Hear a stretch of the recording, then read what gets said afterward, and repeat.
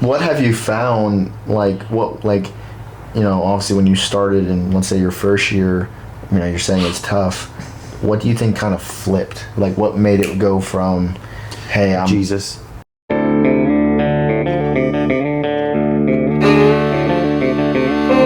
What's up, everybody? Welcome back to the Connected Fools podcast. I'm your host, Cauy Sprankle, and alongside me, my co-host, the man, the myth, the legend. What's up, Kaleb Snider. And what's up, guys? And as you can see, as you can see, we are just graced with the presence of a beautiful man. And a superstar. Yep. Guys. He's a great specimen of what God can make. Come on. He's a realtor, a podcaster, a pastor, a girl dad. He's bald. He's a LeBron fan. Good. These are all great things so far. Yeah. A great man. Mr. Ben Jones. What's up, guys? Thank you for being here. Thanks for having me. Yeah, this is awesome. We wanted to do a guest for episode 10. Yeah. And you're the one we were like, you know what? Gotta have the Ben Jones. Interesting guy. Very funny, charismatic. Obviously very successful too. No. Yeah, oh yeah. I'm just here. He's humble too. I'm just here. Super humble. So before we get started, we'd like to pray. And then we'll dive into it. Dear Father, we just thank you for today. We thank you for Mr. Ben Jones being here. Thank you for his gift to us. Lord, we pray for the listeners. They have a great day, a great week. Lord, we just thank you for everything you've given us. Thank you for letting us wake up another day and to enjoy our life. Lord, we pray that me and Caleb and obviously Ben on the pod can help brighten up their day. In Jesus' name, amen. Amen. All right, have you watched any of what we do just to make sure we kind of give you a good rundown of what's going to happen? No, I want to hear it. I want to hear what you guys do. Yeah, so we start out, obviously, we introduce ourselves, we pray, then we do ball knowledge, which is where we talk about sports. Without question. We got to talk about sports a little bit. And then we go through a thing called over-under, which is like a nod at sports gambling, but Yeah. we don't do it, do we? Nope. Not gambling, you're just doing the over-under. Yeah, we don't. Can't have a pastor on your podcast and then we start gambling. Yeah. Unless you want to. We don't do that anymore. Anymore. We should go to the casino with you. That'd be sick. that'd be Up great. until episode 9 and then all of a sudden you don't do it. Yeah. Okay. We That got makes sense. better. We got better, yeah. You And then, so we talk about, we'll name a topic, Caleb will name a topic, and then we'll discuss if it's overrated or underrated, which is usually, he surprises me a lot. I think, what was it last week, buffets? And he said overrated, and I was like, Mr. Food. So that's what we did, then we go over the main topic. Yeah, I'm with you on that. Okay. Yeah, and then, which you're the main topic, we'll talk about all the You're things. the main topic. Yeah, you are. Okay. Main course. And then we do your top 5, Caleb's top 5, which is an insane... Of what? Or there's a random topic in Yeah, here. I've done Marvel movies, baseball stadiums. I'm in. Yeah, I'm in the wins. top 5. Okay. And then we do Bible verse. And then, cause we're Christians, so we gotta let everybody know the faith, men of faith. Let's go. But then it's just a bunch of, I don't even know what other stuff is involved. It's just some guys being connected. That's real. Yeah, that's what I'm that's talking it. about. I don't want to call you fools, but that's what. I mean, we're idiots. Yeah. So, We're we're idiots. idiots. All right, so like I said, you are a LeBron fan. What do you think about him going to the 76ers? There was so many emotions with this move. When he announced he was leaving the Lakers, first off, I shed a tear, and I was like, okay, this is the moment. This is the moment he's going back to Cleveland. Coming home. He's coming home. I started looking at I was trying to search. I use AI. We talked about AI before we started recording. Yeah. I use a lot, and I was like, hey, when do the Cavs tickets come out? Because I know they were going to be insane prices. I was like, if I just get one, just to go to one game for his farewell tour. Yeah. So I'm just hoping, and I actually had to check myself a couple times. I was like, man, this feels like I'm like an idol. I was like, man, Right. Yeah. I was thinking about it so much all the time. I was like, I kept refreshing, when are they going to announce it? So I really wanted him to go to Cleveland. Right. I just think it's the perfect story, the perfect, hey, I started here, they loved me, they hated me, now I'm coming back and do this whole farewell tour. Right, it'd be awesome. And then where was I? I forget where I was. And someone, because there's a lot of people that know I'm probably the biggest LeBron fan. I just love everything. Right. And I even cut my hair just like him. You did, yeah. This is not this is not Oh, you happening. didn't choose to do it? No, no, I did choose. I chose to be bald. This is not natural. I typically have long hair. Do you really? I'm lying. I'm I was completely gonna say. I'm completely No. lying. I'm just balding from old. Okay, yeah. Yeah. But all right, so He's coping. I was sitting somewhere and someone texted me. It was like, LeBron's going to the 76ers. And I was like, stop lying. That's just you being stupid. Then I started searching and it started popping everywhere. Right. And I immediately was like, this is the worst news since whatever. Right. Since the decision. No, that was a great decision. Yeah. Anyways, we'll see if we debate on that. Yeah. But it was the worst decision. But then as I began to process it, I was like, that actually was a really good move if he wants another championship. It's a great team. It's a great team. It's a great team. It is the super team at this point. And it's easy, I feel like, for him to play with because it's just, hey, I mean, Maxey, VJ Kim, Yeah. Brown. Yeah. I mean, Embiid is the slowest of those, I would say. But, I mean, the fast breaks. But he's an MVP superstar Right, yeah. that just can't seem to be healthy. If his knees can hold up. See, what we've actually, like when this first happened, we actually talked about it on our show whenever it first happened. And I said, I don't think it's going to work. Like, I don't think this, I think what I've said, I've coached basketball. And I think in the NBA, it's even more, there's only one basketball.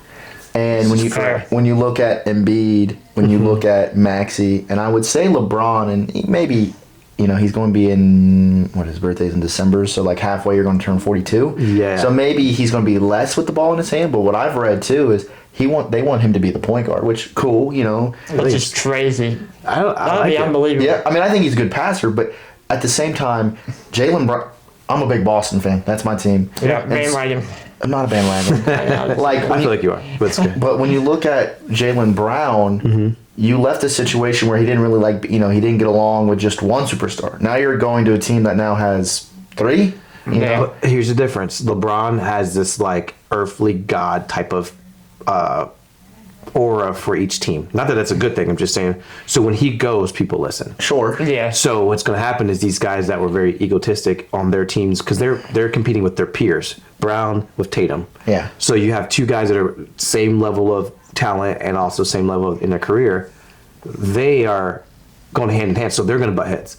But now you have this OG guy that's Right. that's like, man, you're a GOAT. How do you do this? How do you run this? People are going to be willing to True. shift. Just So like they've never been able to win. Well, They've had haven't. good teams. Well, that's the other thing I read too. Is like if I'm Embiid, I'd be a little bit upset because now if you let's say win a championship, it's not because of Embiid. It's going to be like, oh, LeBron's going to get a lot of the credit. that was on him. Yeah. But that's also like, and that's and he can't. I think the other biggest factor with the 70 is Embiid. I mean, you look at all the good teams now. You got to have a big. I mean, Yeah. I look at Boston. We got beat because we couldn't stop Embiid. You know, like Embiid just took over. And if you want to go beat the two teams out west or three, if you want to put even the Nuggets, they all have a big. Mm-hmm. And if Embiid can't stay healthy or if he gets hurt, He can't. Yeah. your team is in trouble. I would say take over half the season off, ramp up for the playoffs, and just be You be got to get fresh. it, but you got a huge mixture of talent. That's Right. all- Oh, yeah. So they got to figure out a rhythm because you can't. I mean, same thing with the Miami Heat. They didn't win their first year, did they? No, maybe not. But they had. But again, back to my earlier point, they're all superstars coming together, and that was Yeah. like the first time. Like that, anyone was really angry about superstars coming together, right? Obviously, you had the Warriors afterwards, and right. Everybody loved it then. they loved it then. But LeBron's, in some way, they all were upset. But the decision, they hated that. Yeah. But you had all these different mixtures of talent come together, and now all of a sudden you have this squad, this super team that now is winning.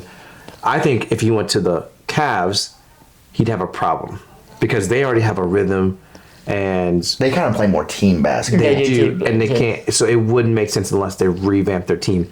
And if I was the owners of the Cavs, even though they tried to get him, you're changing your whole team for a year and a half of good basketball from LeBron, Right. True. and then he leaves, and now you're back to square one again. Well, I think the thing too is, and I think this is what I said a couple weeks ago, is if you really look at what the NBA is trying to do, and I think the winning culture, and you can even say this with when the Warriors were a super team, when the Miami Heat, they all had really great role players. I mean, the They had biggest great shot role in players. Miami's thing, it's not LeBron, it's Ray Allen. Ray Allen took I mean, out, because yeah. I've seen so many videos, Ray Allen misses that shot, Tim Duncan has his 6th ring, LeBron has one less.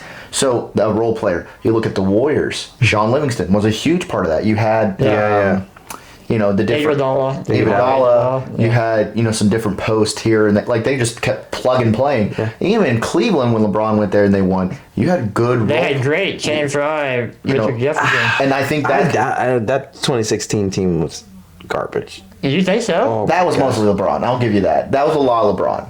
Well, it was, but But they still had. Right. But what I mean is the problem with instead of having even in those cases, I think the NBA is kind of made to have two great two because of money. Mm-hmm. You have two great players, and then you kind of got to fill out your kind of what the OKC's done, or like when you've seen Boston do it. Yeah. You got to have like two superstars, and then you got to just find the right holes, either drafting or taking veteran. Yeah. The problem with the 70s, you're out of money. yeah, true. You're out of, I mean, you've now are paying. I mean, yes, LeBron took a massive pay cut. But they're getting these veteran minimums, so they're getting. I will say their bench is much better than I thought. I looked it up and I was like, okay, that's a much. This is better what I'm bench. saying. I think their squad's good, and they got. I'm even thinking they may. This is all social media and reading on things, but like Kevin Love. Yeah, I saw that Yeah. too. This guy, I mean, he's going to be on the veterans minimum. He's not, no team's picking him up. Right. They should have took Westbrook. He just retired yesterday. Yeah, that'd be kind of cool. Yeah, But have they an old didn't. man team. Yeah. Literally, like, hey, we'll give you $50 if you play this year. Like, we have enough. you're right. Like that would have been smart. So that's what they're doing though. They're getting these random pieces that True. no Right. one's thinking about, we're forgetting about, and they're meshing this together and building around this starting five. I still say, and I think you said this when we were talking about it, when you've looked at when LeBron went to these teams, he never won in year one. Miami took the second year. I think Cleveland was his second year coming back. Yeah, well, so they- And so I think that's honestly one of the reasons why I think he probably did an option. Maybe not. I mean, maybe that's Yeah. just speculating. he'll fill it out first year and Yeah. never mind. Yeah. Right, hey, yeah, look, I mean, we're good. and maybe, maybe they do. I mean, I hope they don't win. I don't like the 76ers. But, Yeah. I mean, I think it's... I think out of the NBA coaches, I think Nick Nurse is Yeah, okay. yeah. But when he won in Toronto, you had, a superstar in Kyle Lowry, which is kind of a superstar. He has now coached. Shade on Kyle Lowry. He's a good player. He no, was good. I've never been a fan of him or Chris Paul. But he's a good player, but he's not on that same level. Obviously Kawhi was. Yeah. And so when you watch him, I think, and I've learned this in high, even just in the high school world, when you're coaching a team, it's okay, we're supposed to be good. Yeah.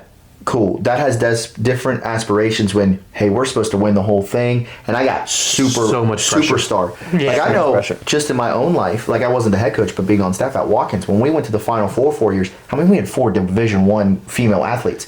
That was way more pressure than we have nobody going to college expecting to do. and Yeah. maybe we win the league. And so to watch our head coach to you had to. He goes from I got a coach to get the most out of my talent to now I just have to manage my You talent just have to Right. manage, make sure, and don't fail. and don't fail. And I think that's what I think Nick Nurse will have a big role in that. Coaching LeBron is hard. Look Yeah. how many coaches he's gone through in Cleveland and LA. Yeah. That's a hard thing. It's a That is winner gonna be bust at difficult. that point, and but that's going to the GOAT conversation. I don't know if that's part of our podcast, But yeah, let's do it. Yeah. Here's the thing: when you have that much pressure, since he's literally 14, That's very true. you have to win states in high school. You've got to win this. Oh, you're the new god of Cleveland, and it's like he was over idolized. But My dad said that everybody did back to the locker room. He would sit on the team bench and sign autographs in high school.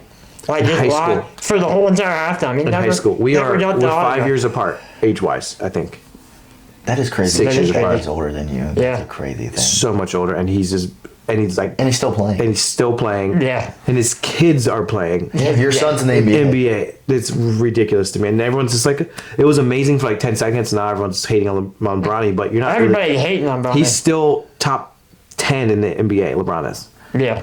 I'd even say top 5, but debate that, right? But let's just say top 10, and you have a son in the NBA. Jordan's kids got to freshman year in school and didn't play, which is not. You don't base What are you your career talking off of your about? kids. He's got other sons in the NBA. Jimmy Who? Butler. Jimmy Butler, Anthony Anthony Edwards. Edwards. That's what they always say. Rumor. They always, I would go Anthony Remember Edwards for sure. They look exactly the same. They He acts do. the same. His Athlete, swag's the same. swag, He just athlete, yeah. See, I wanted Jerk. that's where I wanted LeBron to go. I wanted him to go to Minnesota.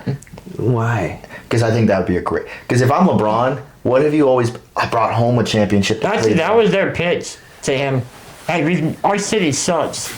You should come here. He doesn't have time to rebuild a whole city. No, I know, But if you look at their team with LaMelo and Anthony Edwards and Rudy Gobert, that could be. I mean, you're not wrong. That's not a bad team. here's the thing, though. I feel like with LeBron, you can make a case for almost anybody. You go, hey, the Jazz would be so much better. Sure.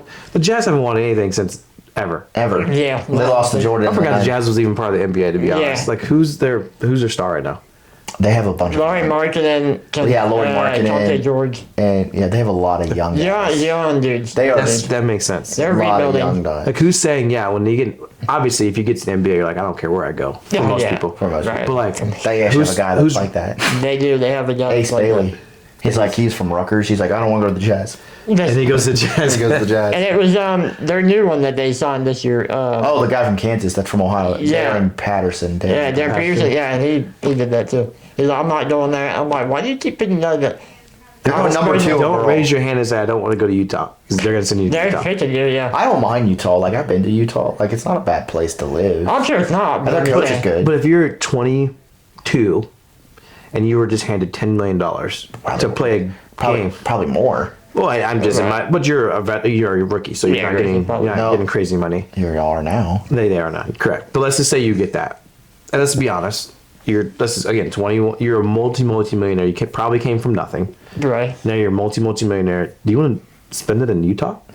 I would say thank you. See, but we're different. I don't have that opportunity, so It would change. for me, it's like thank you. Thank you. And LeBron, this is back to the LeBron conversation. LeBron was handed $1 gazillion at like 12. Right. And he's like, why would I want to go to Cleveland, stay in Cleveland when this is turning down? And he did. Right. Yeah. He's also married to his high school sweetheart. High school sweetheart. When you That's had a the legendary wor- story. Whether we don't know what happens behind closed doors, but at the end of the day, he's married to her. Yeah. They seem happy. Yeah. Yeah, sure. And she's thriving in her life. She has her own businesses. She's not a typical just like, I'm going to sit here on the couch. And like, she's running businesses Right. as well. And their families come to get like the families there, like kids. The kids are all there. They're not All like, there, I hate yeah. my dad. Like, no, he's away. You hear stories of like Shaq's kids, and they're like, yeah, dad was gone all this time. He just admit, I think, there's that clip just came out this week of him. I missed out on the family. I missed out on so many birthday parties. I saw that. But you see LeBron going, hey, like, you see him be a kid with his kids. Yeah. And I think I respect that. Now, the things behind the closed doors, of We course, don't we know, can't yeah. know that. But It's hard to say, yeah. when you have literally, when you are the guy for the last 22 years, Right. and you haven't had any major scandals, and you still work hard, you still put effort in every day, you're not just like coasting. It's tough for me not to say he's a GOAT. Yeah, it is. I think he just is as well. Yeah. But, Also, yeah. when literally Adam Silver stands up and goes, hey, we can't do our schedule because The LeBron NBA's on hold. LeBron hasn't made a choice. Not teams. LeBron has not made a choice where he's going, so we're just going to See, wait. which is funny to say. Crazy to me. Okay. See, to me, I still don't say like that's not me. I think Jordan's better. I still Yeah. think that. And just because here's the thing. Because of his shoes. No. I hear that. He's got better shoes. I'm like, that's cool. I'm glad he has one thing over LeBron. Jordan's shoes and Jordan's game are exactly the same. They changed a generation and They a did. culture. I mean, they were projected like, what, $2 million? The first year Yeah, I shoes, saw they're that, like, yeah. well, like 70 $1 trillion now at this point. Yeah. Yeah, it's true. Well, the thing with Jordan, I think, with the difference between LeBron, like the thing with Jordan was crazy, right? He's telling himself lies basically to basically increase, like, oh, that guy said this, boom, I'm gonna go drop like 50 on him, Yeah, which is Todd Drexler, and he never even said any of that. Yeah. He just, Like- anything to get himself going. Yeah. and That's crazy. And I think, and obviously, like when that like Netflix thing aired, Last Dance, yeah. Last Dance. They said they did that on purpose. Like that was supposed to air a year later, but because they knew like, hey, nobody's doing anything because of COVID, they're like, we're just gonna drop it now. Wow. And also, I think it's funny because if you think about it, that was the same time LeBron won a title in the Lakers. And Yeah. so Jordan was trying to still turn this narrative of look at this. He was losing it. He was losing his narrative. Yeah. Which LeBron, I mean, everyone tries to take that championship from him, but if someone else won it, they'd be like, good job. You won the championship. Yeah. Like everybody takes such a hard in any sport. You know, I think the Dodgers, won the world. So somebody, I think it was the Dodgers, Yeah. won that. Who cares? Yes, you didn't have fans, I mean, So like, are you supposed to lose? like someone's gonna win it. Like, I did. You're supposed to lose during this time? I mean, in fact, I think that'd be harder to play. with no fans. You have no fans. That's just pure basketball at that You're point. separated from your, like, they were quarantined Yeah. in hotels and weird stuff. Like, you Yeah. don't get the normalcy you had, and you have to still win. Yeah, true. Yeah, I mean, I agree. There'd be no reward in winning, I don't think, other than winning. Let me debate you. I have a question. What are, like, the 2 or 3 top teams in the NBA, like history-wise? Like, what are like the pillars of basketball? Oh, it's Lakers, Celtics. I don't really think. Okay, that was perfect. That's all you need to say. Yeah. So, Lakers. Yeah, Did you hear the news? What happened just a couple days ago? yeah. We talked about this. They just They sold the team. them. Sold the team. What Wow. just happened before that? Boston. LeBron LeBron left. LeBron leaves. They sell the team. That's not why they sold the team, but okay. There's got to be connection though. No, the guy was intoxicated. Same thing.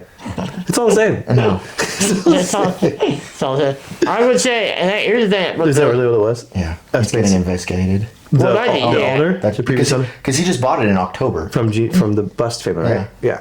Yeah, they were saying there's no Checks way. now. They said that there's no way that the NBA would let him be able to flip a team. There has to be something. Yeah. And he has been looked at for tax and stuff, so I'm not saying he's guilty, but Is it it's not like he knows. Who? There were brothers that owned it, or wasn't It that was just one guy, is what they said. The the last. new owner? But he owns the Dodgers No, too, right? the new guy is the Bob Iger or whatever from Iger, yeah. Disney, and then I don't know what the other guy does. Interesting. What was the name of the previous guy? Mark Warner, Mark something. I saw names. There's 2 Mark brothers. Walter, that I I saw. think. Maybe, but they also said this guy had a partial share when the Bus owned it. So he's like, oh yeah, he's going to make $2 billion because he bought it for like 10 and flipped it for just 12. sold it for 12.4. But then they said he also had like some share when the Bus owned it. Yeah. He had like a couple, like 26 shares or something. Which is crazy. Which is 12.6 billion. Here's the thing How do you too. just flip $2 billion? Just like, yeah. In 10 months. This is what I'm saying. Yeah, I'm like, this guy's getting investigated for what? Tax fraud, and you're still gonna go flip money. You know, you're still gonna go. Technically, he could probably, if he's paying that, he can pay himself out of jail somehow. Yeah. Oh, he definitely doesn't think he's guilty. It's just probably one of them things of like, yeah, I can't really LeBron take left. this. Let me get out I while I don't still need can. it. I'm in I could trouble. use $2 billion. I could use it for some Jordan shoes. Yeah. You should, yeah. He'd probably buy Jordan. That's awesome. All right. I'm all in. So you're obviously not a Jordan fan. I would say the biggest thing A huge Jordan fan. okay, but yeah, that's what I was gonna say. I don't want to throw Jordan, but like I was diehard all my life. Right. It just then LeBron came, so I I was gonna say I like Jordan too. I think it gets like, No. oh, I don't like Jordan because I like LeBron. I do like Jordan as well. I just think it's like LeBron, in terms of being a basketball player, much better. I will agree where, like, I think Jordan just his competitive, and instead of being Yeah. on super teams, I mean, yeah, everybody's like, well, he always had Scottie Pippen. I'm like, yeah, but look at the rest of his people. Like, those were great role players. Dennis Rodman's thing. Sorry, yeah. I mean, he kind of had a third guy. 50 rebounds and 2 points in one game. But see, here's the thing, though. That's also Yeah. a role. Like, yes, he was Yeah. great at it. But if you're going to go tell an NBA guy now, hey, you don't score. Like, Yeah. there's a handful of guys that might be like, There's not okay. very many, yeah. No, there's not a ton. No. And so, like, I do think it takes, and if you watch, like, obviously you watch The Last Dance, I mean, Dennis Rodman is, which I don't think you gotta watch it to see, I mean, he's crazy, right? He's gotta Yeah. go leave, He's and got he a marries, wedding dress. you know, he marries himself, like, crazy guy. He's trained with Kim Jong Un. But, like, It's yeah. yeah. but, like, again, great coach, right? Yeah. You could put it Phil together, Jackson was awesome. you know, and I think those are the type of things where you're like, yes, do I agree with you that, like, LeBron, yeah, you've had that pressure to be the next NBA. And I do think that's a thing, because really I don't think Michael Jordan came in and was like, oh, you gotta be the next, Right. He put the pressure on himself. right, And did it, yeah. That was you know, and so, like, You're right. and I do think that, like, there's a movie out about LeBron in high school. Like, I want, like, it was, okay, you're right, like, that's crazy, and doing that, and, you know, they win 3 out of the 4 state championships, that's great. Yeah. But I think at the same time, he does lose. I mean, if you're so, like, Michael Jordan didn't lose when he got there, and people's like, well, he lost before he got there, but I'm like, okay. We also got to keep in mind who LeBron is playing against and who Jordan was playing against. There were superstars. There was like 15 superstars in the NBA when Jordan was doing what he was doing. Fair. The rest were plumbers. Like, they weren't making gazillions of dollars at this point. No. And they didn't have the health things that we could.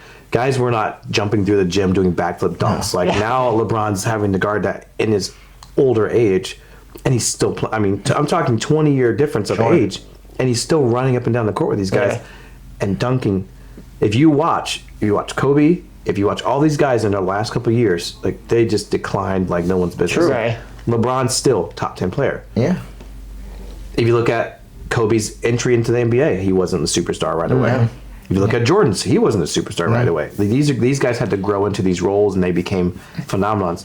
LeBron had the greatest pressure of any athlete ever, and he performed. Yeah. The greatest greatest pressure to be, and he performed. I mean, you think about that in high school.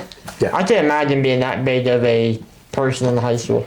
I mean, Adidas agree. offered him It's- $10 million Just, like, to not sign with I think it was Reebok at the time. It's like, it was you would go back to school the next day with $10 million, and you're the biggest thing. and you're in the hood. Like, Yeah. You're at a private school, but you're in the hood. but his house was not like No. Yeah. It's crazy. Like, I think, too, you think about back then, yeah, you're right. I mean, it's weird because, like, I do think LeBron has faced really athletic people, and obviously the game has grown. But that also means he has that same technology to let his body heal. He definitely does work And so, like, hard on that. and so, like, I think if you look at Jordan, like, you look at the people that they beat in the finals. I mean, you beat. Oh, yeah. You beat good. I mean, you beat Hall of Famers. you beat aggressive elbow like this. So Right. I've heard that the game's Yeah, softer. yeah. But you also have That Steph would Curry distance. pulling up from half court. True. Like, how do you guard that and win? True. Steph Curry's literally just like, and then runs around like he's like a 12-year-old with a mouthpiece out hanging out Yeah. his face. I How do do you think beat that? I do think in terms of changing the game, I think MJ probably did first, and then Curry probably. I think Curry, honestly, yeah, Curry. Curry probably changed the game more than anybody. I think if we have to give. Well, Curry gave everybody hope, Yeah. right? Yeah. Before you're like, oh, I got to be 6'6", 6'7", you know, you got to be this big behemoth and just be athletic. What size? 6'7"? Yeah, that's it. You know, like you got to be. It's over. You had to be born to be athletic. Where Steph Curry goes, you can be 6'2", and if you can shoot, Yeah. you just do that. Yeah, and you you can, can- and that is. Honestly, I don't like it because I think it ruined basketball because everybody's like, oh, I just want to pull up to threes. I'm like, stop. Yeah, just Please don't. stop. You haven't made a He's shot. different. Like, he's shooting like 40%. You're not. And he Like- said some of the craziest shots. Yeah. I mean, there is time where it's close game, and I'm like, if it's in his hands, Yeah. Yeah. I'm like, bro, You you gave, got you it. gave it to Curry. Yeah. So you imagine that? Because there was Warriors were wanting LeBron. Can you imagine them too? Oh my gosh, I did see that too. But imagine you as a coach, like the most frustrating thing is that right behind the line is 3 points, but kids want to shoot 10 feet behind that. Yeah. You're right. Yeah, true. It's the same amount of points. What are you doing? Yep. Yeah. But so I get that. It's just a flash, and look at me, I can hit. It's so everyone's. There was a kid from Maysville named Alex Bob. This is like for high school. Alex Bob. Yeah. Man with 2 names, huh? It is. They later had a guy named Gator. They've had a lot of great names. It's sick. There's no way. Yeah. His real name was Gator. I don't know if Yeah. that's what he went by. It's his real name. Oh, that's his real name. But Alex Bob would shoot, I'm not kidding you, past the volleyball line. And it was, I'm telling you, In? It will go in oh, it Oh, was, he just shot it, man. yeah, yeah. He had, regularly. I'm not kidding, I'm telling you, like, him and Curry, Yeah. I would love to see him have a shoot. I don't know if Curry beats him. Really? He would be on Where's this? fast. Maysville? Maysville. Yeah, it's in Maysville. They won. They lost in the Final Four. Yeah, and then they won a state title, and and then then lost in the Final Four. They last lost year. in the Final Four this past So they've been really good, but their Interesting. coach just, he said like their practices are harder than any game they've ever played. They shoot like 500 shots a game. They were his brother's senior coaching. night. Yeah. They were there his brother's senior night, and I went. I'm watching this, going, "Holy smokes!" Like they Yeah. were a well-oiled machine. Really? Yeah, but Where's this located? I don't even know. Zanesville. Maybe. Oh, Yeah. okay. But yeah, but there was a kid that would just had that where his coach didn't care. I mean, he's a great coach, but he would pull up from the volleyball line, That's which is crazy. 8 feet behind the line, and would turn around on his shot. Like it was on fast breaks. It'd be a 2-on-1 fast break, and he would shoot a deep three. So that's he had that much. Any other confidence. school, you are sitting on the bench. Oh, or same. If you're I'm a running coach, I'm through, like, yeah, you Yeah. Come here. 2-on-1, and you shoot like not even a 3, a half court 3 almost. Like that's Yeah, it that's was- garbage. Yeah. You got to make it though. He would have. Oh yeah, I would say he shot close to 40% from three, which is pretty good clip. Is he still in school? Or is He went to Marietta, but I don't know if he's still good there or not. I don't know. But he got. He went like awful. D2 Yeah. or D3. I mean, even D2 players are like. I played NAI D2. I sat on the bench and got to dress up every game. That's the difference of playing. And those were great athletes. So imagine. Right. I say I went and I helped my freshman year of college with Muskingum University. Yeah. And you can see the level just, you get varsity, you think that's awesome. Oh, yeah. And then you go up to D3 college and you're like, whoa, it can go up from here too. You're talking, even D3, you're talking 7-footers. That you're guarding. Still Like, really good. Why are you not in the NBA? Yeah, you wonder that. It's like going from a small varsity school to D3, you think it would. Sometimes. Not Fair. sometimes. I was in college. I was 80 pounds lighter than this. Yeah. I was this height. I was a string bean. I couldn't gain weight to save my life. Right. But because I was taller, I was one of the taller guys on our team. I would guard 7-footers.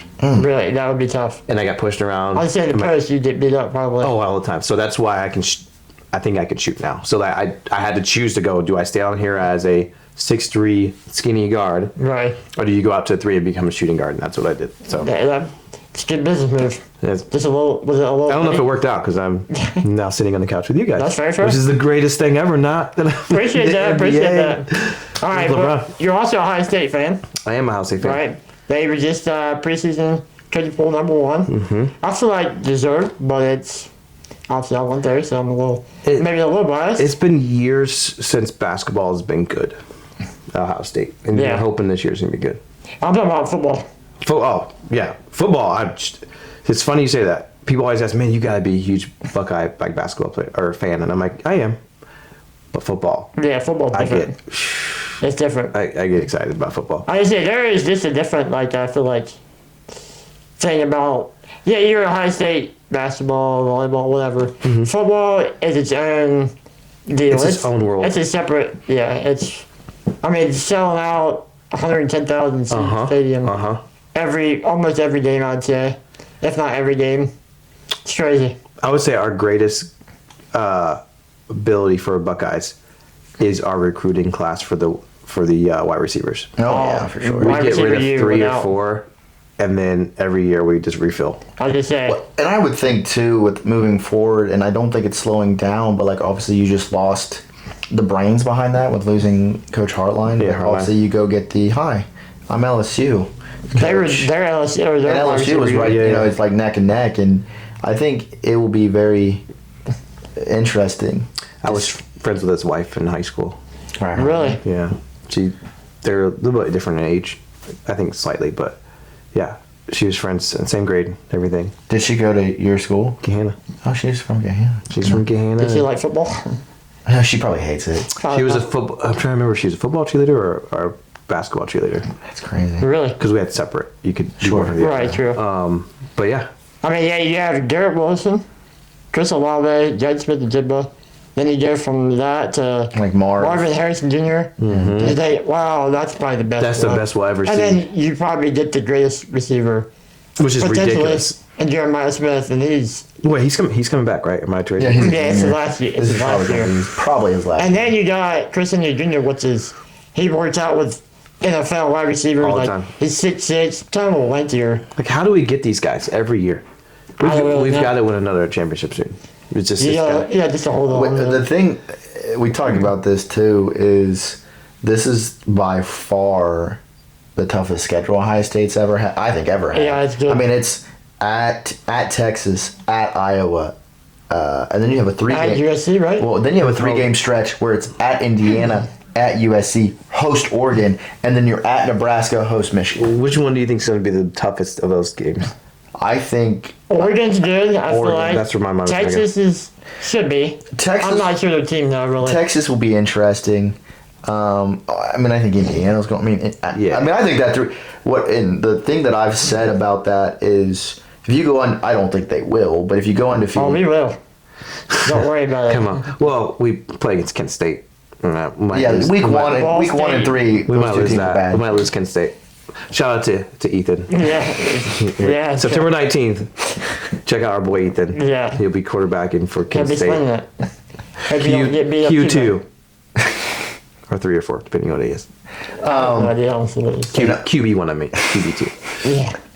I think if Ohio State goes undefeated, I think you probably will be. I think you'll probably win the national championship because your schedule would prepare you. But even if I think, that's fair. Even if you lose one, you probably still have a good chance to win the Big Ten. And I think the same guidelines are the same. You're probably still favorites. I think when you fall into that, which again, it could still happen. Yeah. I think they could lose 3, depending on who you lose to. I mean, if you're losing like, hey, we lost to Maryland as one of our 2 or 3 losses, Jeez. that's bad. Yeah. But like, if you say, hey, we beat, you win at Texas, we win at Iowa. Hey, we slipped up and lost at Indiana. We responded, and you beat at USC. Oh, okay, we lost to Oregon. Right. And if you like to say, okay, those are our 2 losses. I mean, you're still going to make it. I mean, with 12 teams, you're still going to get it in. And I think the biggest thing that I think I've heard the most out of like reporters and media, people that's talked about it, is the 2 difference of last year's team and the team that won the national championship. The national championship team got hit in the mouth, right? You lose to Michigan. Yeah. And then you had to regroup, and then you went on this Probably run. the greatest response though, Right. ever. I mean, when you got knocked out, like, oh my gosh, Coach Day, if you don't win the whole thing, you're probably losing. You're losing probably your losing job. your Yeah. job. They were literally yelling for his job to be taken. Well. It's like And Ohio fans are rough. Yeah, we are. like, fire, and then you go on this run, and I still remember there's a clip of who's that, Ransom, one of the like DBs was Ransom, like, Ransom. all we gotta do, and he like laid it out, we're gonna beat, who did they play first? Tennessee's like, we're gonna smack Tennessee, then we're gonna go out west, smack, or I mean, he's like laying it out, and then that's exactly what he's like, then we're gonna beat Texas, and then we're gonna beat, and then I don't know if he said Notre Dame, but he's like, then we're gonna win a national championship, and you're sitting there going, and you did that, you know? And obviously that was a very senior led. I mean, a lot of those they came back for right. when you're getting Jack Sawyer and JTT and Trayvon, and then you bring in a very experienced quarterback in Will Howard, you're like, I get why they had success. The difference with last year's team, they kind of just smooth sail it, right? And you never face that. Like, we're good, Yeah, and then you're not. And then you play Miami and you're getting sacked a lot, and you're like, we haven't been down at halftime. We haven't been tested. And so I think I won't say no matter, but I'm assuming this year you're going to be battled. We did lose to the 2 best teams though. Yeah, true. Miami and India, which both were great. I remember, I think it was like week 3. I watched Miami. I was like, those might be the only Cavs that can beat us. And then obviously Indiana. What was this? Do you guys remember the score? Indiana. What? Indiana, we lost like 13-10. Yeah, what? It was a drag out game. It was ridiculous. And I remember thinking we probably should have. There was something about that game. I can't remember. We just were not playing well. No. We were just not. The whole game, we were just like, what do they do? I forget what it was. It's like special teams was scoring or something. I forget. I think it was, yeah. I think it was special teams. Like, we could not get a bucket. No. It's football, but. Right, yeah. Get a basketball reference. But I hope, like Julian saying, he's not a freshman now. So he kind of learned. He's grown up. Yeah, because he was a baby last year. He just seemed like a baby. Now he has a woman. That'll change it, man. That will change you, won't it? Yeah. That'll change it, man. Yeah, they said he got a Pilates instructor from Miami. Wait, what? That's what I read. The biggest thing with him, I think he's put on weight. He's got a little bit bigger. And if you get to like the Will Howard, where I think Ohio State struggled was you couldn't get short yardage. Will Howard was great at we could not get short yardage. He's like Will Howard's like 6'4", 2 something like 230. Yeah. Bam, and he just trucked people. Saying could not. He's do not. That. He's not gonna. And do the bad thing, I feel like this, but I can't walk, so I really can't say anything. But he would lean sideways on the line, and he would like fall. Who, Will Howard? No, saying. Where it's just like fall down. if he would stay straight and have his feet underneath of him, at He's least scared to get hit, and right, which is fair. California boy. Yeah, true. Looks like you're playing football. Pretty boy. Yeah, but it's just like if he didn't turn to where his feet could actually stay on his own, and if let's say you do slide off your line, you're falling the hole, whatever the crease is. It's like all you need is a yard. Dude, we struggled. I remember that was the Indiana game. We couldn't get short yardage, and we would even get. I remember we got to the red zone, and we could not get a touchdown or anything. And then we missed a field goal or something. I think we did. Yeah, I think we did that. That was I was emotionally. The thing that always makes me laugh about, you said it earlier about Buckeye fans. This, like, everybody's calling for Day's job. I'm like, the dude had like 10 losses at that time. And I get it. 4 of them were against Michigan, but you're like, if you look at the other 6, it's like, Oregon twice. They were good. Alabama. Like, they were great. He never lost to an unranked team. But it's people, I've always said this, and this is in real life, even outside of sports. there is a really fine line between love and hate. And for the sure. second that you don't produce for somebody Yeah. that's idolizing you, Yep. it's different if they're like, yeah, you're great. But if they're idolizing you, which we do as Buckeye fans, Oh, for because sure. that's all we have here in Columbus. Church title. We don't have any other professional sports that are like worth being prideful about. But you get the Blue Jackets and you get the Crew and all those yeah. things. But Clippers. Buckeyes is just our thing. The It is. Clippers, I know. I'm just kidding. Clippers is super unprofessional. That's title. They pay us to come to the games, which is True. They're like, please. And Yeah. those hot dogs at Diamond Dog Night are horrendous. Guys, I- they're clear. Like they put them in the. I've seen them, and my stomach turns even thinking about it. So, moving on. But Buckeye fans are crazy because Yeah. we love the team and we love our coaches. It's and we love pretty the much players. professional. You mess one thing up. Mm-hmm. Same thing. Pressure with LeBron. You mess one thing up, you're back. Yeah, you're gone. You're gone. Yeah. Let me ask you this, because I just actually read this last night. When you think of blue bloods, like I mean the bluest of blue bloods in college football, what would be your top 4? Who's in yours? Ohio State for one. Gotta be. I would say Bama. Would you put Bama in there? At least This is of your. recent- This is your 4. Oh, okay. Sure. At least of recent years, I would say Alabama. Notre Dame's still be in there, probably. Trying to think. I'm not putting Michigan up there. No, They don't get to be on any list with us. that's sacrilegious. Explain Blue Bloods. Like you're like the big dogs, Just the big dogs. And did you? Well, I would say like Duke, UNC. not for football. No, I'm saying for like Yeah. Oh, for but basketball. Like on the football, like side. nobody, So for- nobody. No, I'm not saying. I'm saying for basketball, that would be the Blue Bloods. Yeah, like Duke and North Carolina are like blue bloods. Yeah. Basketball. So those for football. It's UCLA for basketball. Yeah, So- yeah.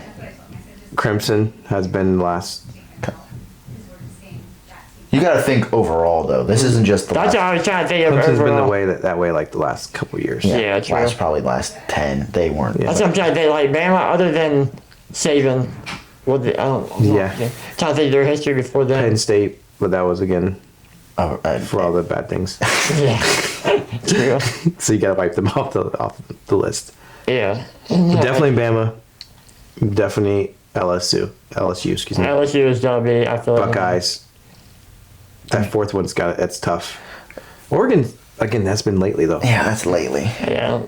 So here's what I can tell you. This is what the article said. Ohio State. So they had different tiers.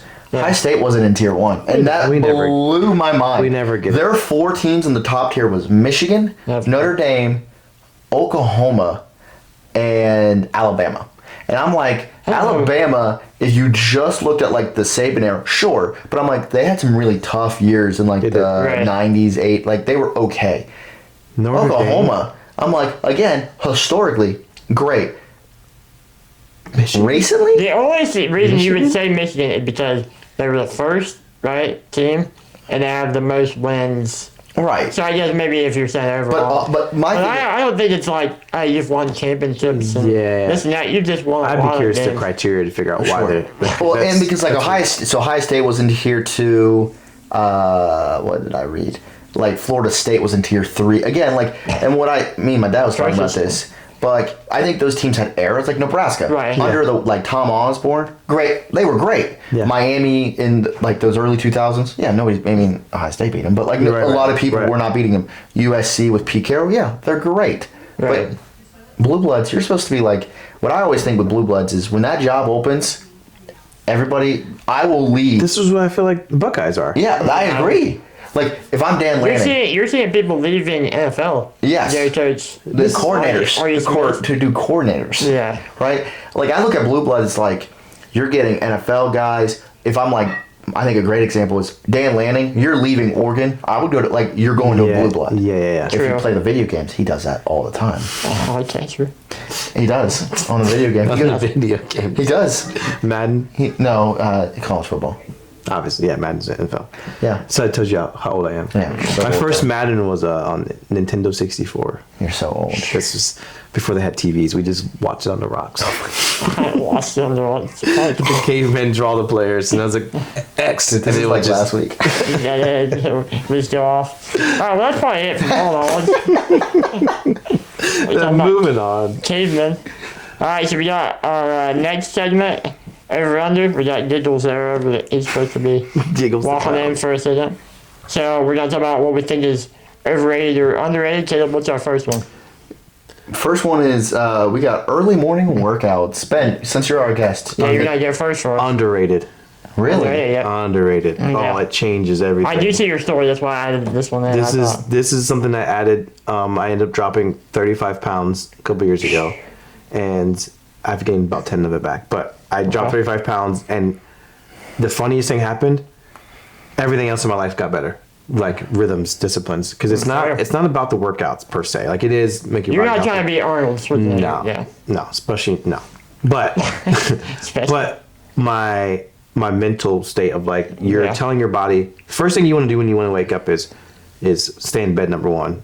Then number two, how much food can I put in? Because I was fasting for the last 6 to 12 hours, right? Right. So I'm like, working out is like, no, I'm gonna go to the gym. So I think it's underrated. Changes everything about your life. Right.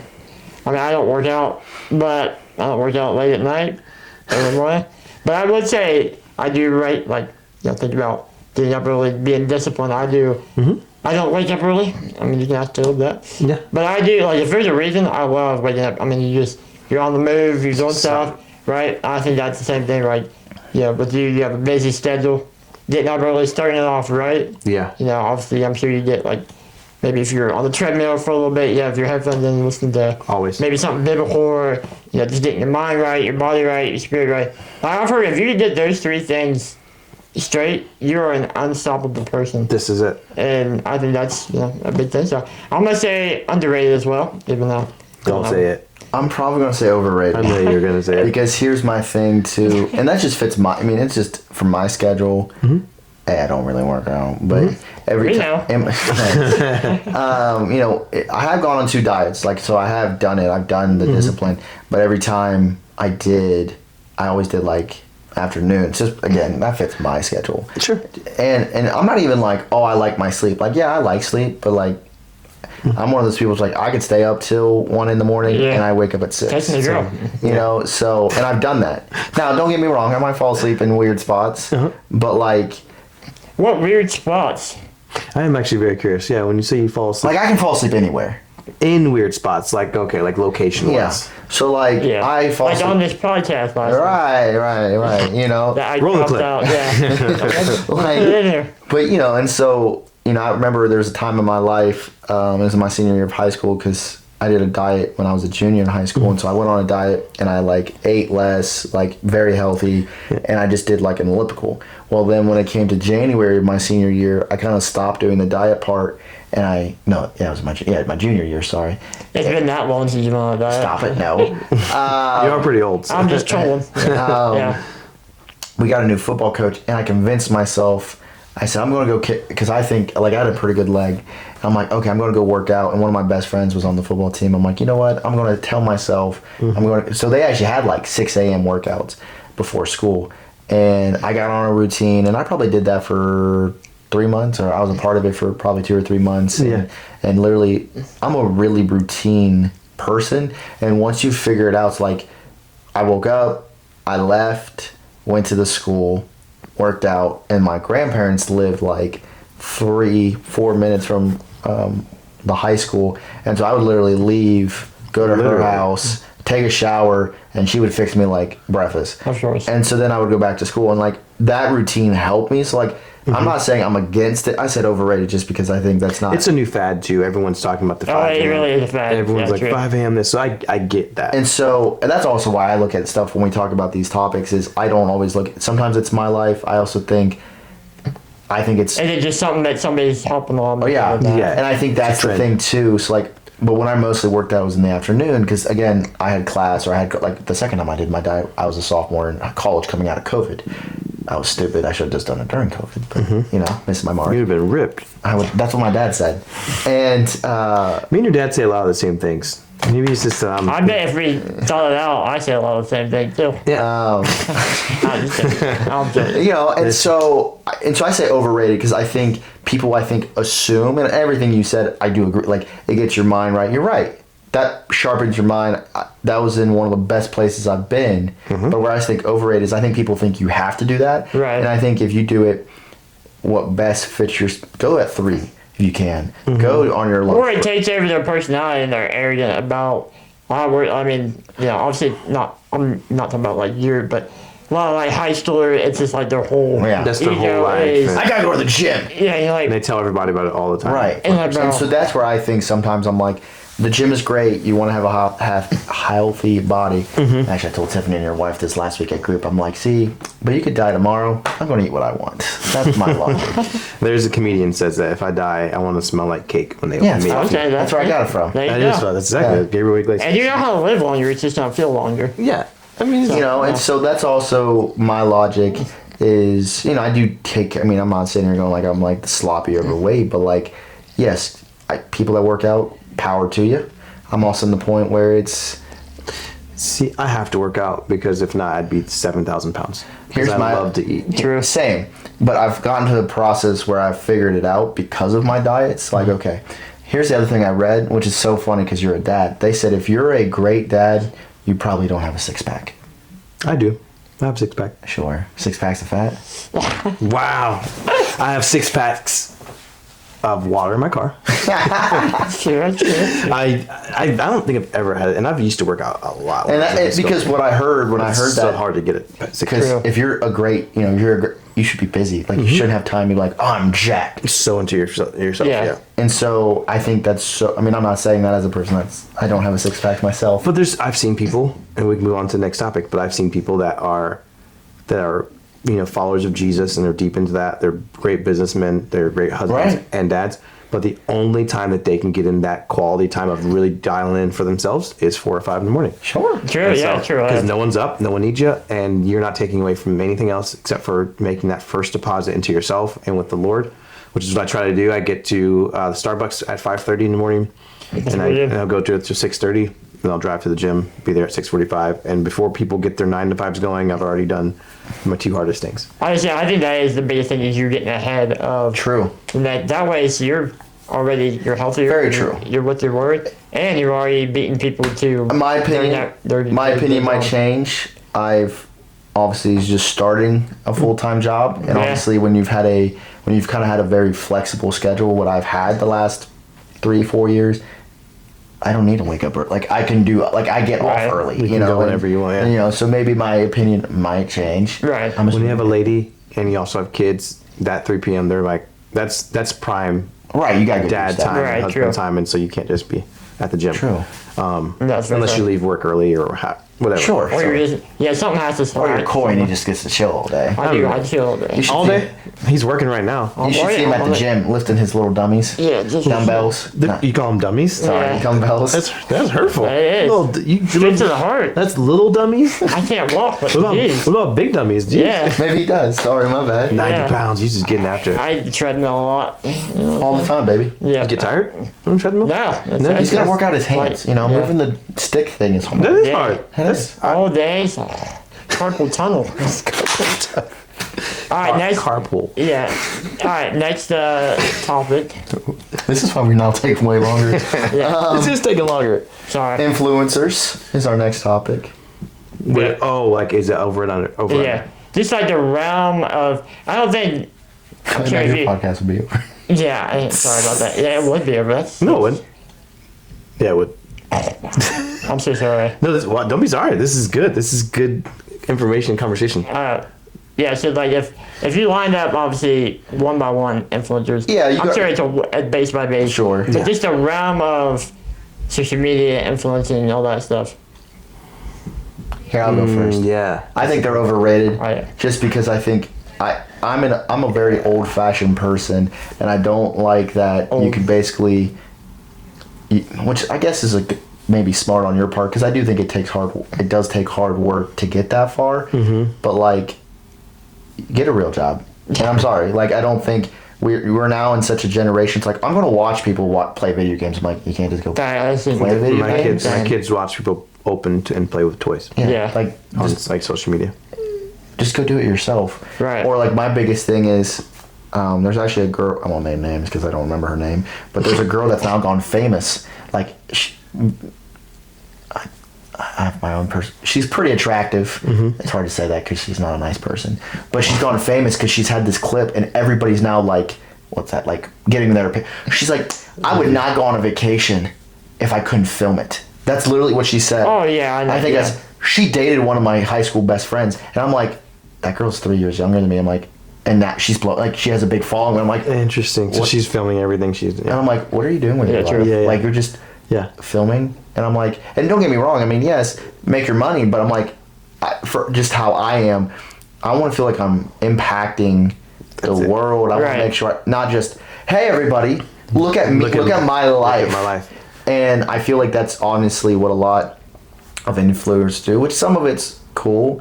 You know, there's some great people that are already famous and they have podcasts, and I think maybe those aren't influencers. What's it us? Yeah, but you know, You're on the podcast. Yeah. Criticize the podcast. But what I'm not saying the podcast itself, but like you have like, you know, The Rock, or you know, a comedian that has like they're already famous. Like that's not their job as an influencer. You're just kind of getting in more. What's mine is like when they would just do anything and everything for Right. a view. Just for a view. That's to me is like I can't- at least have a backbone of like, hey, Yeah. you know, with Jared, like comedian, I'm a big comedian guy.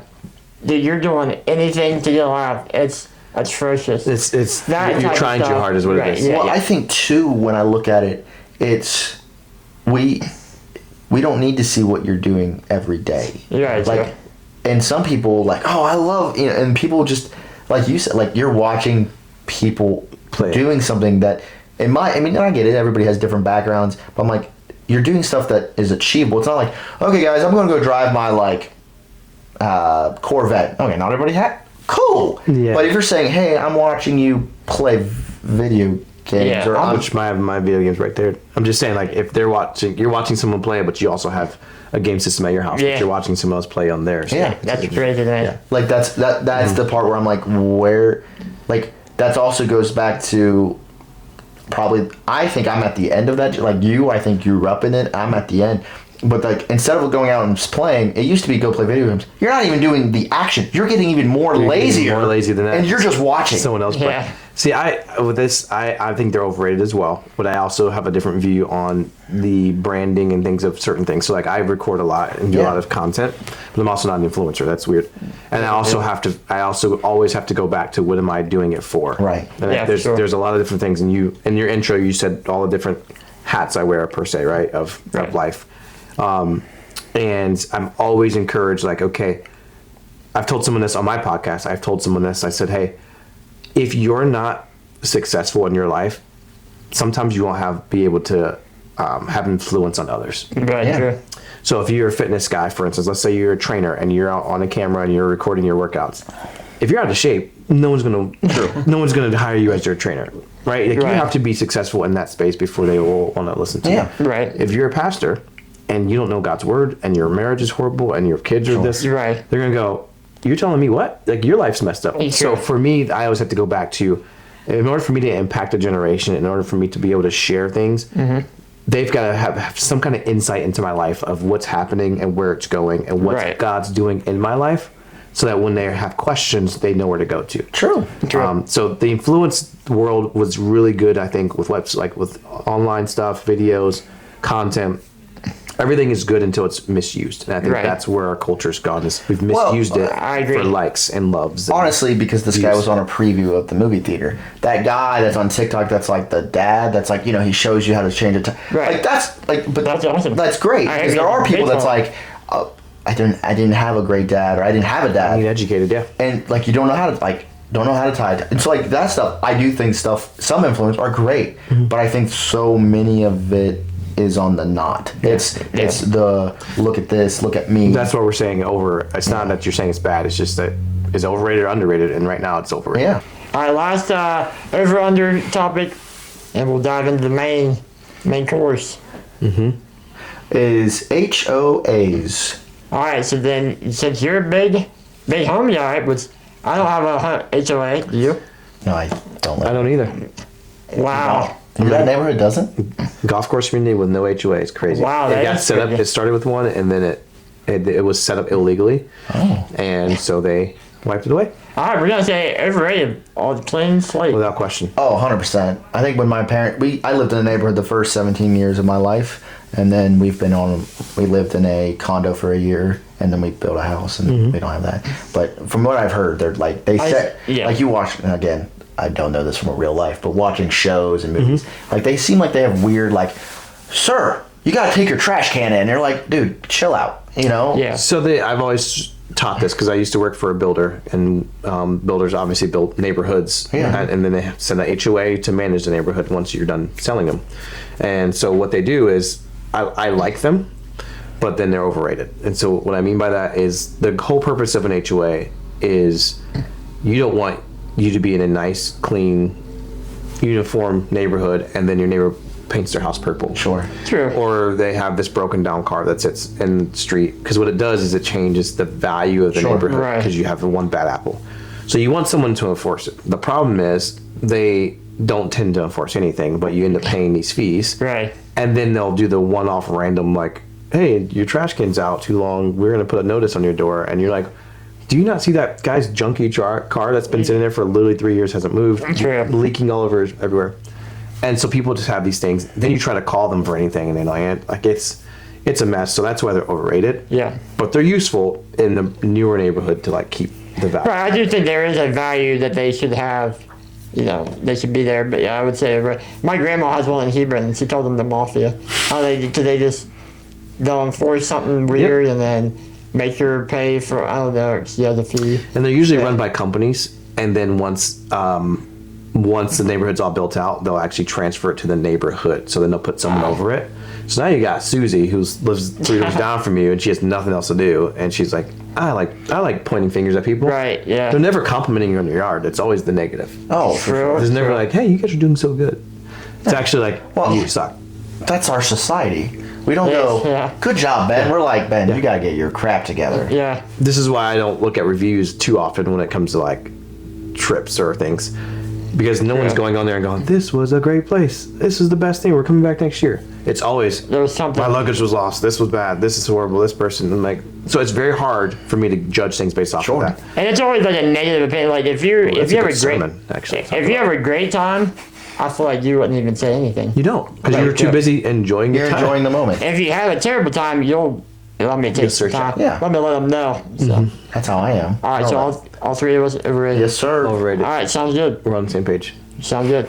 All right, so Ben, thank you for coming in today. We got some questions about kind of what you do, because I mean, we want to goof around on the pod. We also want to, like Caleb's been educating me on world history or the American history. Yes. I do know some of the stuff. I think our last 3 episodes we've talked about, and we have a bigger plan. We won't spoil it. But the last 3 episodes we've talked about, like, basically America becoming America. Yeah. So last week we got to, like, what was that, like the end of the just coming out of the Revolution War, and then like to like the 1830s, 40s, something like that. So you brought me on because you're going from 1840 to like 1850, and you think I was born in that time frame or what? No. Okay. Yeah, we thought you were that old. No. We're not talking about that at all, man. No, we're not talking about that at all. We just kind of had a goal of episode 10 with one of the guests. Yeah. And we thought it'd be very odd if you were you and we talked about history. Yeah. So we'd be like, yeah, let's talk about being a realtor.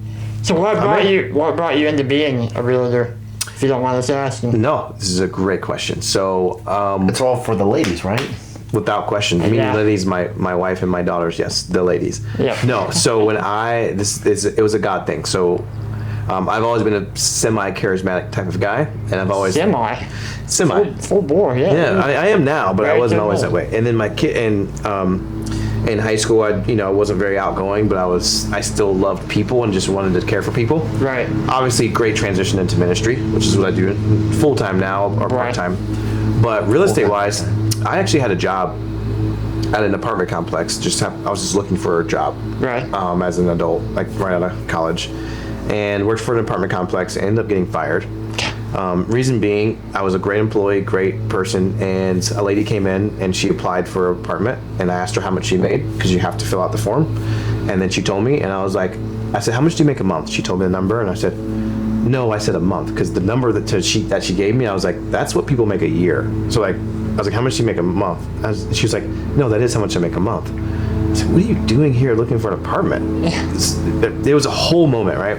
And she was young. She was probably like 23, 24. And I'm like, what do you, how Your much? influencers. And she made so much money, but I was like, why are you getting an apartment here? Like, you make this, like, you make more than I make in a year, you make in a month. Right. So she says, oh, I work for this company, this and that, and it's a bunch of old guys there, so they're actually retiring and they're looking for young people. It's conversation. I'm like, wow, that's great, that's cool. Well, she leaves, and I look at her application, and I see her name, and I see the company, and I'm like, Ben Jones is going to go apply for this job.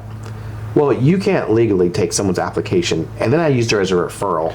Oh my god. So her boss, it's a small company, and the boss is like, hey, this Ben Jones guy's applied. Can you tell me more? She's like, I don't know a Ben Jones. And she's like, the apartment guy. And it was a whole mess. Oh, wow. So, but there's like housing regulations you can't do. Now, That's I wasn't meaning any harm by nothing. Yeah. So my boss came into my office and she was like, hey, like, we love you. Like, you're great at everything you do, but we have to let you go. Just married. My wife is now, we got pregnant 3 months after being married. Good job. It worked. And so she's pregnant and I'm now, and we lived in the apartment complex that I worked. Right. So my life's shattered, right? At that moment, I have no job. Did they let you go because obviously that lady complained? No, it was, there's like compliance laws that, like, if you violate that, like, from a corporate standpoint, it's a big company, like, they have to just, like, they have to Sure. So not, like, they weren't mad at me, she wasn't, like, mad at, it was just, like, I couldn't do that. So I had to move back. This is very humbling. I had to move back to my parents' house. Right. A married man With a pregnant wife. with a pregnant wife, and go. I have to sit in my parent. Like, it's embarrassing. I just married my wife literally like 5 months ago, Yeah. something like that, 3 months ago. And so for the next 4 months, Ben Jones hustled and did everything I could to get, just funds and do whatever. Right. This is before Uber was around, so I couldn't do that. And I applied to literally every company you could ever think of Really? on the God's green earth and heard nothing for 4 months. Dude, that kind of feels like us, I feel like. It Yeah. was I mean, what's horrendous. worse is not getting rejected, it's not hearing back. I just didn't hear anything. Yeah, that's the worst. And I used to pride myself, so I got really good at writing resumes. So if you guys have resumes you need, like, edited, Oh, shoot. I got really good at Yeah. that. But long story short is I did that, and all of a sudden I get a phone call, like, out of the blue, and this guy, it's like, hey, we're working for this builder, and we're looking for someone, and you applied 4 months ago. Are you still looking for a job? I was like, yeah. And I get there, and I sit down for my interview, and I'm just honest about who I am, and he's like, we have a really good position for you. And I became like an assistant to like this really high up guy that's in the business, and he happens to be a believer. Because I mentioned Jesus in my interview, and I was like, hey, That's good. And he was like, the guy that was interviewing me knew that this guy was a Christian, like, they'll be a good partner. Right. So he trained me up, and for the next 8 years, I worked for the builder, and then I started working every Saturday and Sunday with that company, and that's hard when you go to church. Fair, So you go to church and run the office, and so I set this game plan with the Lord, and I was like, I need to get out of here, and I need to do real estate still, because this is what I know how to do, but I need to work for myself. Right. So I sold my house, put all my eggs in that basket, and started my real estate business. That's pretty And good. we are here today. So when you worked for that builder, that wasn't really. I wasn't a licensed real estate agent, business owner. I worked for a company, and I sat in a sales model every day, and I would sell houses to people that would walk in. Gotcha. So I would build So, out like- neighborhood. Sorry, I never. No, go ahead. So, because I remember when we built our house, like you go to like a company, like, and there's like a model house. Correct. And then like you talk like, okay, like we like this part. That's what you would do. That was my job. Okay. So I still made commission. I would sell houses, and I would, network with people. But it was under the constraints of that builder. So Sure. I would sell a neighborhood, which was kind of cool because now I drive through neighborhoods, and I'm like, that was my neighborhood. I sold all these houses. And so, yeah, literally people walk in, and I would just take orders. And they'd be like, hey, Yeah. we're looking at houses. And I would just have to explain the properties and the house and the upgrades and all that stuff. So I learned so much, but I had the covering of a company, which was beautiful. The only downfall was I worked Saturdays and Sundays. Right. Every single Saturday, Sunday, and you're in their hours, their office hours. True. And so you leave straight from church, you go do that, then you get home, and we had a small group that we let at our house.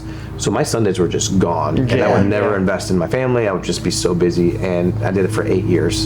So crazy. God love my wife, who's raising multiple kids, while I'm in the office on Sundays, and she's trying to be a parent. Right. Shout out Erica. Yeah, shout out to the one and the only. And so, I took the leap of faith. And guys, I would tell you, that first 3 years was was horrendous. Right. I sold my house and put all my eggs in this business, and my wife was supporting me. She's like, we're going to go do this. We're going to figure this out. So I would drive That's Uber. the best thing ever. That's the best wife. Brother.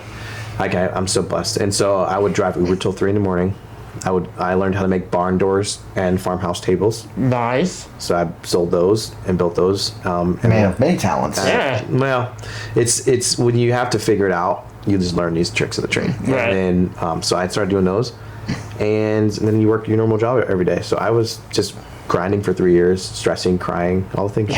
So when you talk about like getting moved into this company, was your degree or like your education in something that or no? Nope. I went to Malone University. I went there and played basketball and was wanting to do business. I've always wanted to do business. Okay, yeah. Business was always my heart, even when I was a kid. But yeah, but I was never educated in real estate. I had to take, so when I got my license, my real estate license to have this business I have, I had to get my license, and I got it during COVID. So I got COVID. This is a long story. Okay, so you haven't really been doing that a ton, like very long. Okay, On my own, I've been doing it since 26 years. Okay, yeah. Mm-hmm. Nice. Wow. So I've been in the industry 15 years, but 6 years was just as a real estate agent. Wow, that's pretty good. But I got COVID, and then when I got it, it was like the first couple weeks that it was known here in the States. Right. And I had to quarantine for 21 days.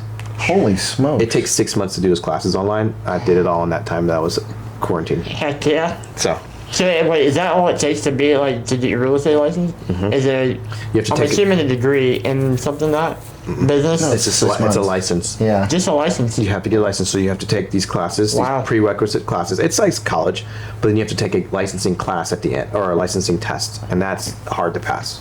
I'm sure. So you have to take. So I crammed all of it in a small amount of time, and then took the test. So it's very easy to get your license. Really? Very hard to operate. Sure. Oh, I'm sure. Yeah, that's it. Very hard.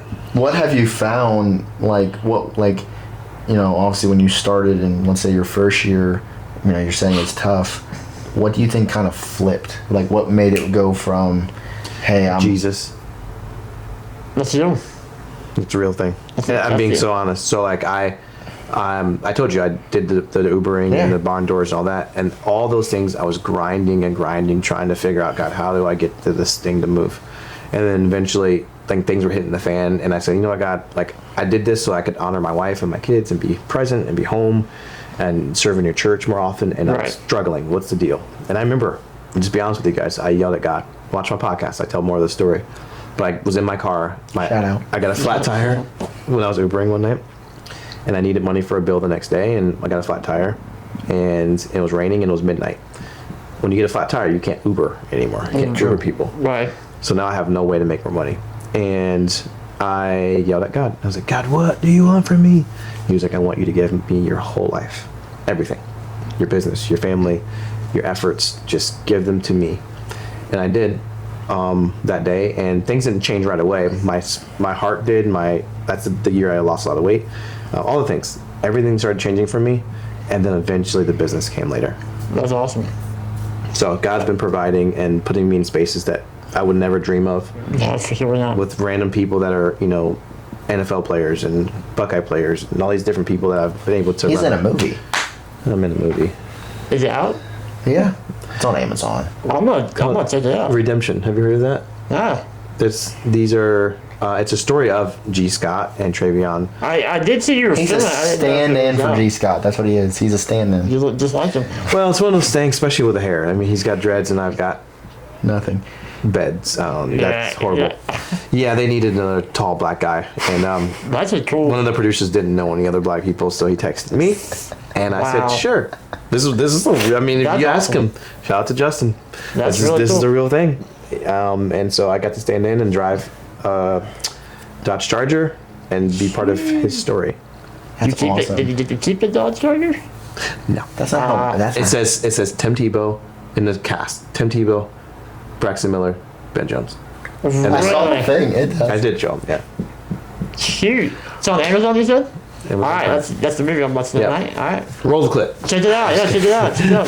I don't think I have copyrights for that. Alright. No, that's right. Going to our next kind of question. Obviously, you've kind of learned the trick of the trade. Obviously, as your business, both of us are not homeowners. Well, not yet.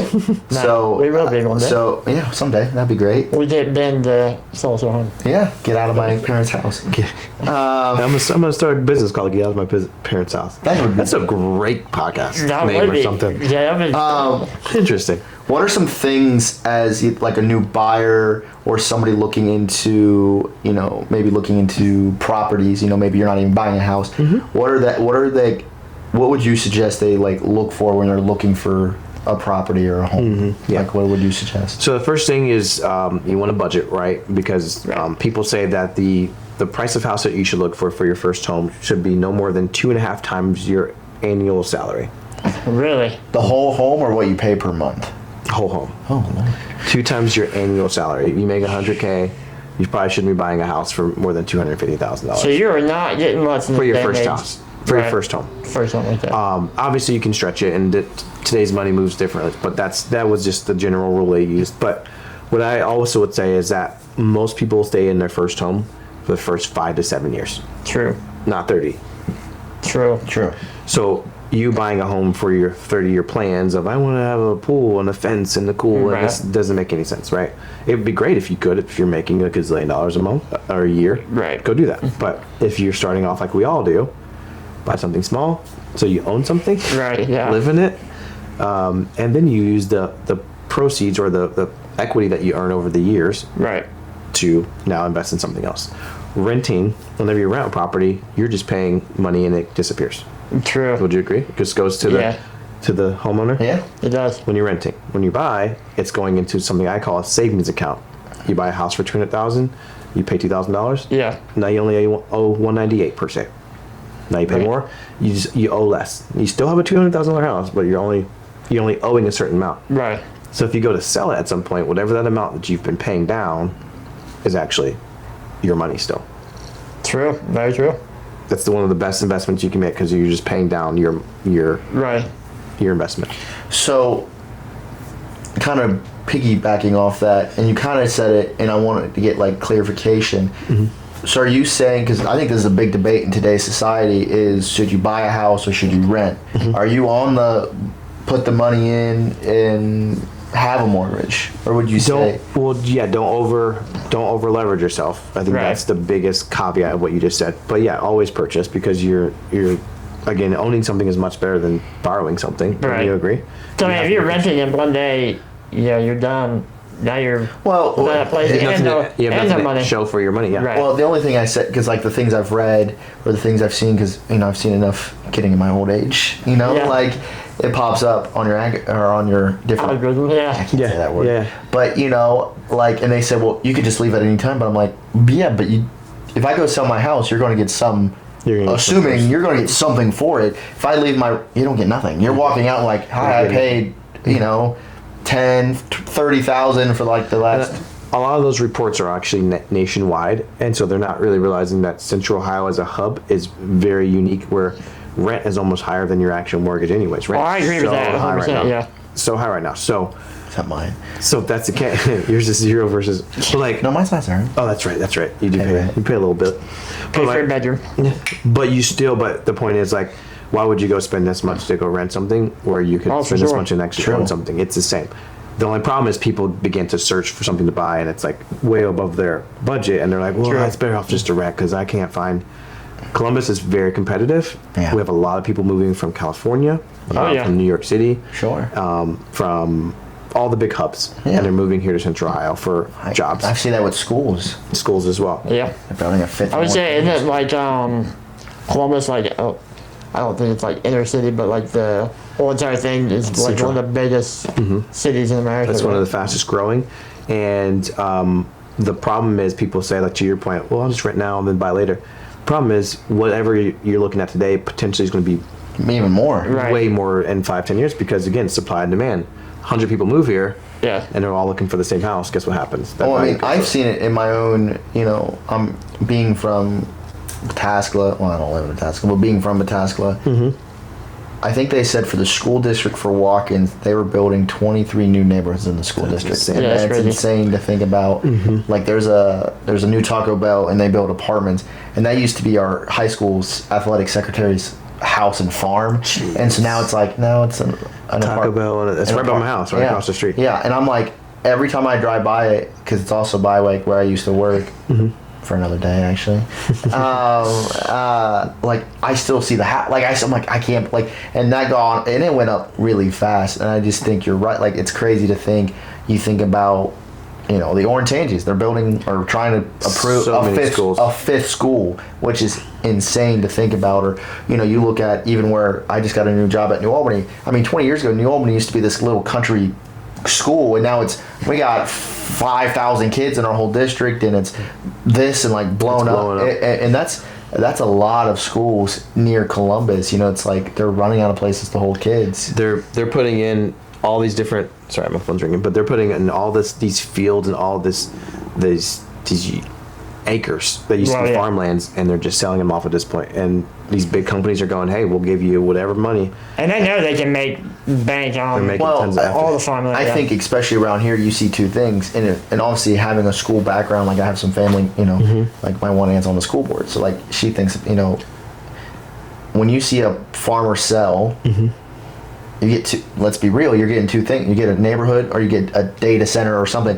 And if you're a school, give me the data center instead of a neighborhood, because that's bringing in way more kids that you're like, maybe we can't hit full, or, you know, we can't hold. We can't hold all those kids. But, you know, it's, I think that's... Regardless, it changes the market. And, and that's what's so you would say the biggest thing just was it the money value, your budget, and go, all right, it was, Prep first. Always prep first. Have the right conversations. Get a good game plan, and then execute it. Versus just like, oh. Don't be the people on the TV. It's like, hi, I'm a stay-at-home mom, and he works at a bank. Here's our $1 million budget. You're like, what? Wait a minute. Oh, that's in my mind. How? She's a barista, and he's a substitute teacher. Wait, what? $485,000. You're like, and you're like, I don't think so you said your budget should be 2.5 of whatever you make. Okay. I'm trying to. That doesn't that's sound a good like. tip to. That doesn't sound like you're buying it. Anything like in my head, like, and that's one of my biggest things go in my own personal life, like why I've stayed. And I think, and everybody's like, oh, you're so smart. Like everybody's staying with their parents, which is great. I have a great relationship with my parents. But I'm thinking off that thing, I couldn't afford nothing. Like that, like well, like, and you could, but it just wouldn't be what you want. 80,000. Yeah, my new salary now it's like 40. So like you're looking at like 90, right? Where's a $90,000 house? Yeah, it's a 1-bedroom. You're in this little farmhouse. Well, so that's a perfect example. So if you can't, then now you go, okay, if I can't find anything for that, this is where renting comes in play. I need to save up enough money, because your salary's not going to change anytime soon, like drastically, with what you're doing. So either you get married, or you have this, or you put more money down. Sugar mama would be good. That might be helpful. Work on that, yeah. Yeah. Well, you're gonna have to step out a lot more and just kind of like be a little more forthcoming. We got it. Yeah, we got it. We've had this conversation, sir. Oh, I'm sure. You have too. Many times. We talk about a lot of stuff. Yeah. All right. So then, like, if you're, obviously big sales, what would be like maybe your wildest sales member, or maybe your biggest like unreal that this came together? Yeah. We're allowed to ask that. No, you are. Yeah. This was a. I can't remember the amount, so I can't. That won't be able to speak to that. But the most craziest situation. I think my highest I've ever. I'll tell you that. I think the highest house I've ever sold was like 800,000. That's pretty. I've never sold $1 million house yet. Yeah. Just wait. You wait. I've got one in the market now. But my craziest story was one that is a horse farm in Lancaster. Yeah. There is nothing about me that speaks horse farm. No. Nothing. We're gonna change that though. Nope. Nothing. I'm a big country guy. We're gonna. I know, but like, no boots. Like, I'm a tall black guy from like the city. You're from Gahanna. Relax. That's the city. Relax. That's the city. Out in Lancaster, a horse farm with that's very 9 acre. We're gonna get you to shoot. I've not done this myself. We're gonna come get you to shoot guns. Yeah. I've done that once, and I'll never do it again. I'll tell you why in a second. Right. But this house, the lady was older, and she had a bunch of horses she used to, and now they're all retired. So the kids have taken them or whatever. So how do you sell horse farm and there's no animals there? Right. So in order for me to do my content, which I do a lot of content, was I had to borrow a horse and then do the video. Shout out to Jocelyn. Jocelyn knew someone that had a horse. Yeah, sure she does, the horse. And so I got a horse, and I got a cowboy hat on, and boots on, My guy. and I did a video, and it was some of my most viral videos. Mind you, no shade, it was on the market for 6 months before with a different agent that could not sell it. Okay. Yeah. I got connected with her, and I'm not saying that I did anything. It's just a unique situation. Then I got it, and I was able to get it sold That's and pretty help good. her out, and that was cool. But I had to go against the grain of who I am. Like, you know what? I'm gonna lean into this horse farm thing, and so the video. Do you feel like your videos help? Because it's attention. Everything's Right. attention. You need to have if you have the greatest thing ever. Let's say you have the greatest secret ever, or whatever it may be. Let's say it's the lottery tickets, and you have it, and you're like, oh my gosh, I have the greatest thing ever, but nobody knows about it. Yeah. Do you have the greatest thing? Yeah. So if I have an amazing house, amazing opportunity for someone that's really been like, if you called me and said, Ben, I really need a horse farm in Lancaster, like if you find one, and no one knows about it, but I do, have but one I for can't sale. afford He's like, please. If I have one for sale, $50 $50. I got, $50. I got 12 bucks for you. and a coupon. It's still Chipotle coupon, but it should work Yeah. because it transfer. And so that was my coolest house. That's a really cool one. Yeah. And of course it was country. Took you to put on a pair of boots and hat. How do you? Because I'm thinking, because like there's a $2 million house here in Pickerington that the Warrens, and now it's a different family.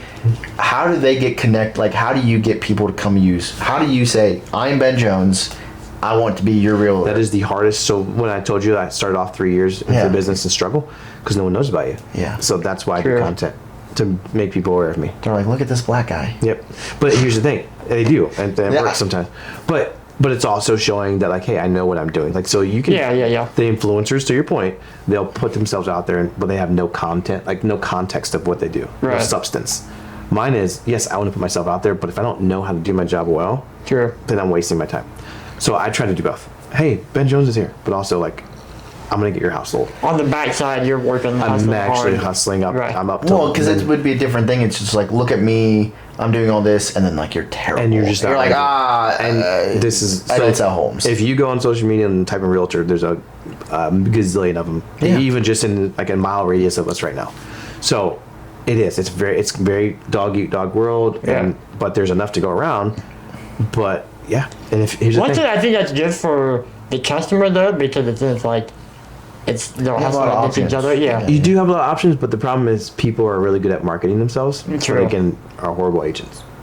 It could be. That's very true. Like, hey, look at me, and they have the coolest shirt, coolest haircut, Yeah. and they talk the talk, and then you ask them to sell their house, and it doesn't sell. True. Or they're just looking for commission.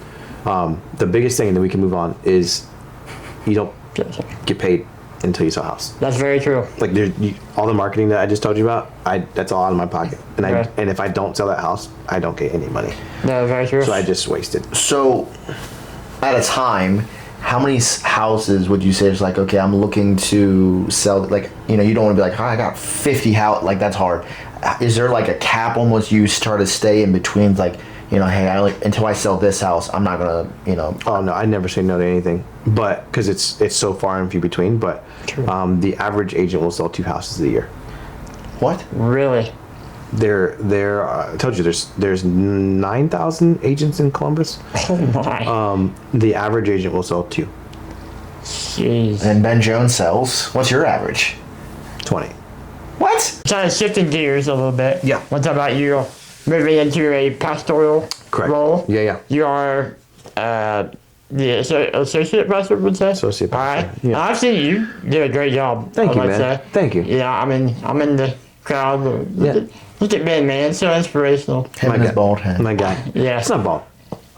These are just my thoughts coming off my brain. That was bad. Bad Yeah. joke. I a year and a half into being That's in pretty good. ministry. It's been that long. Mm-hmm. Wow. Yeah. Time flies. How many have you done? 5 by now? 5 or 6? 4. 4? 4 Okay. sermons. I mean, I've done other speaking things, but actual full sermons, like Right. on Sunday, yeah.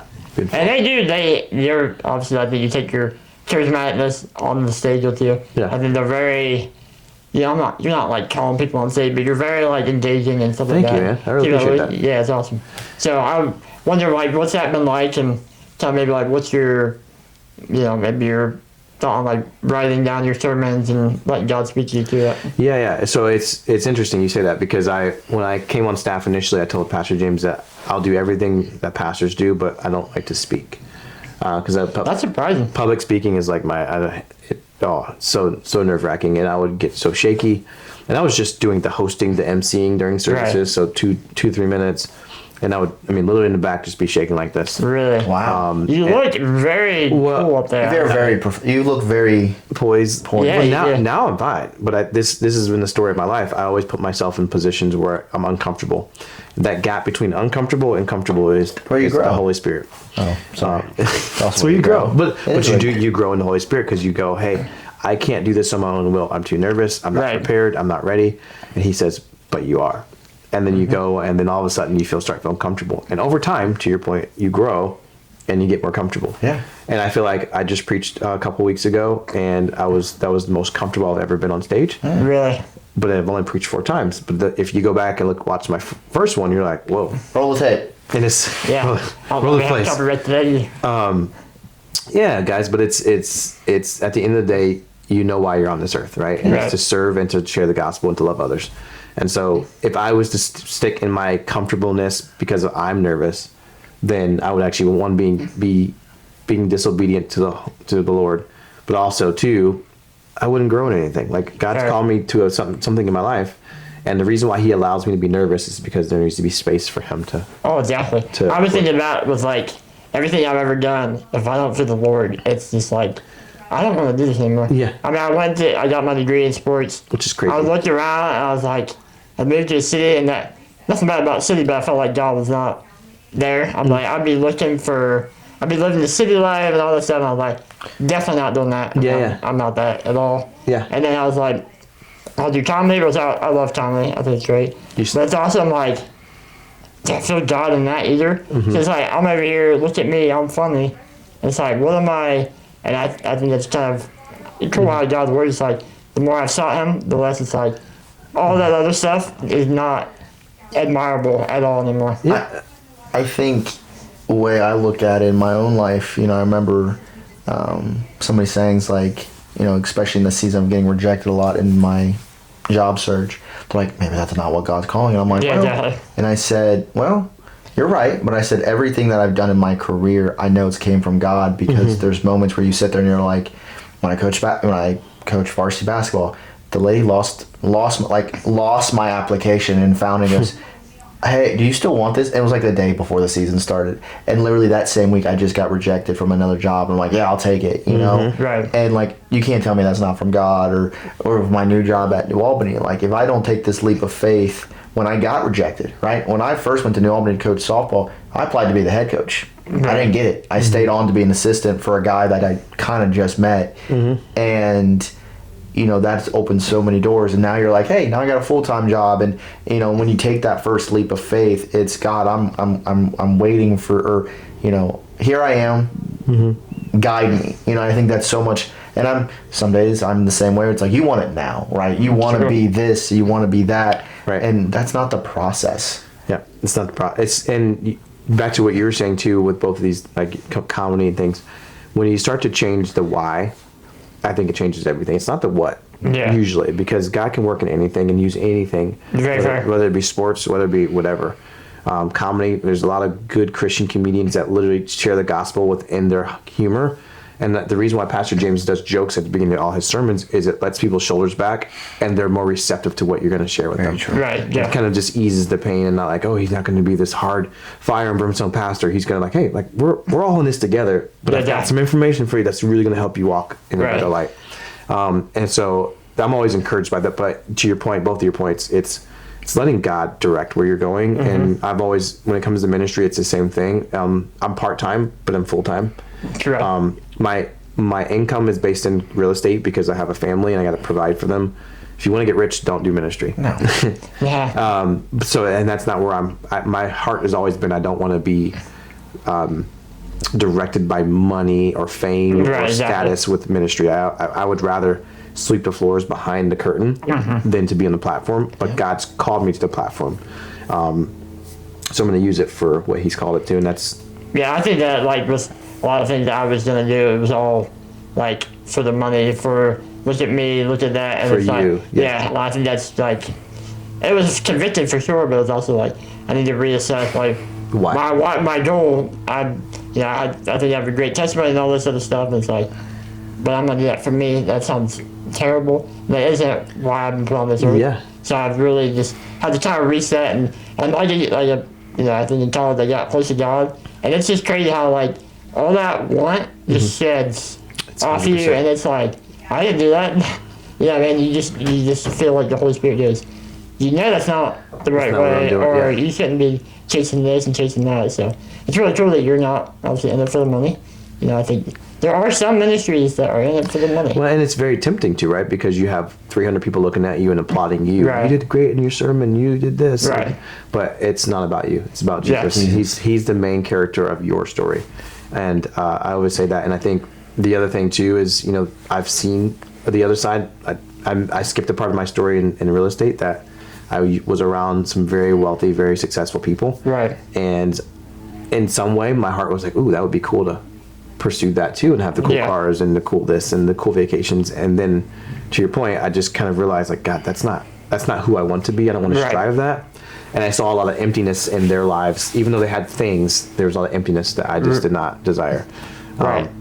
I think that I don't want to sound arrogant, but I always think that if I was going to be an agent, like a sports agent, I thought I'm going to be the best and or comedian. I'm going to be on Netflix, and it's like, that sounds very arrogant, but it's like I don't want to be known for a Netflix or I have that Lambo, like, and I think I could go, hustle like you said, to get any of that, but it was just like, man, I'm given one life, and that's what I want to spend it doing. Yeah. For what? Exactly right. And so like in that, I think it can be very fun, but now how can I incorporate the gospel in it and have the same thing but a different why, I guess. Yeah. It's crazy to me because, not judging, but like I feel like I've always been on the opposite, where it's like kind of what you said. It's like I want to help, but put me in the like I'm a great behind the scenes person. Right. Like when I first started coaching, like I always said, like when I was like first year coaching basketball as an assistant, the roles I had, I did really great, but nobody except for like the girl, like even some parents are probably thinking, what does this guy do? Yeah, what do you? But like if you ask our head coach, he goes, I can't do what I do without you. And I'm great, right? I come from a great, like my dad, great assistant coach for softball.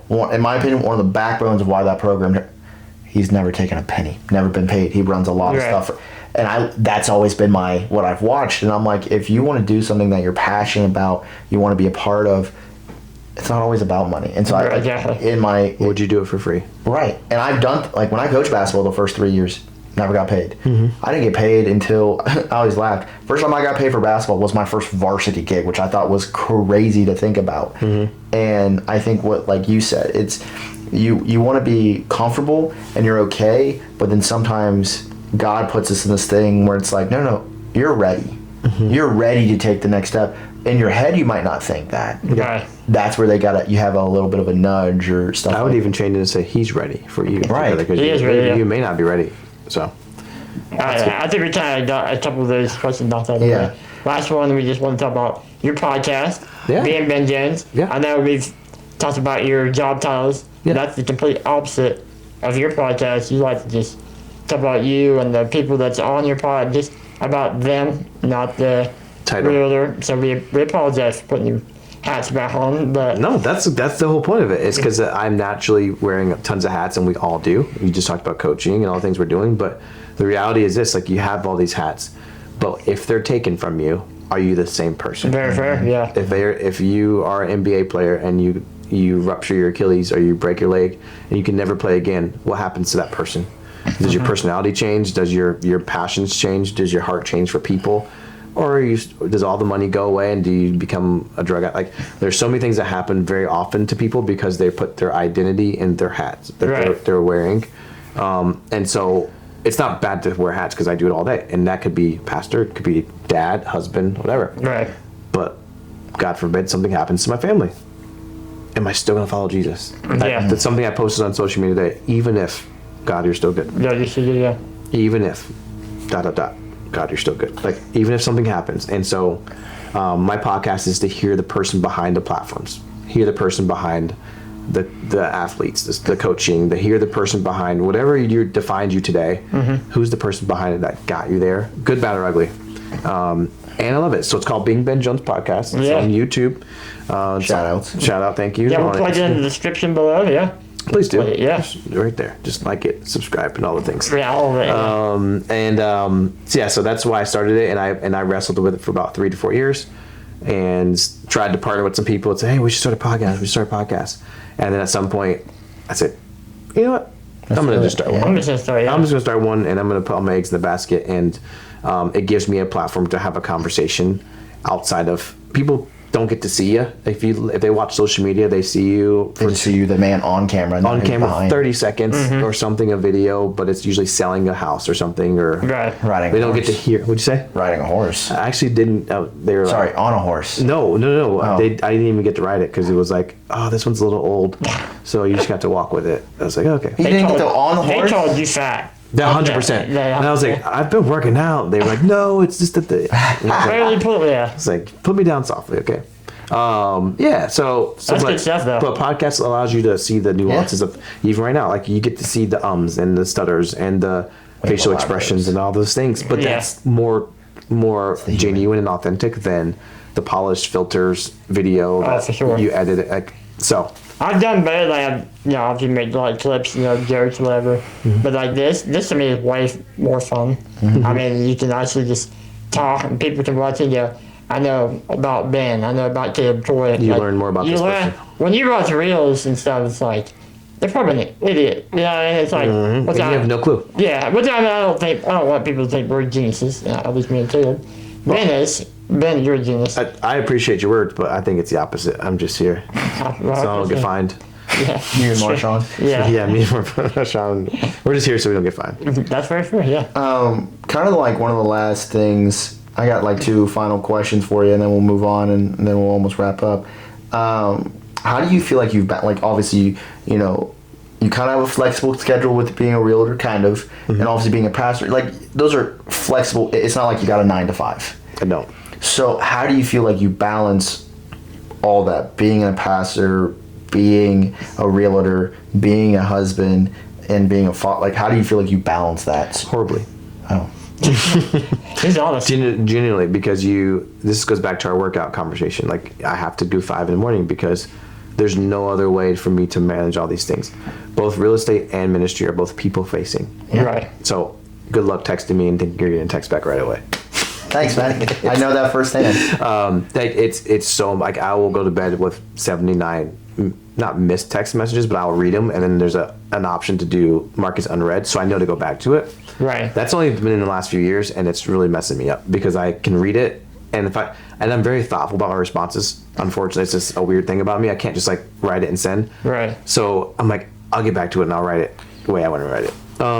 That's good though. But it's very hard. Intentional. Yeah, it is, but it's hard because you care, but you can't be everywhere. Right. There's only one Ben Jones. There is. There is only one Ben Jones. Dang it, God! Why don't you make a couple? There's more. They're just not me. That's deep. There's one that was a punter for Purdue for a long time. Oh, that's real.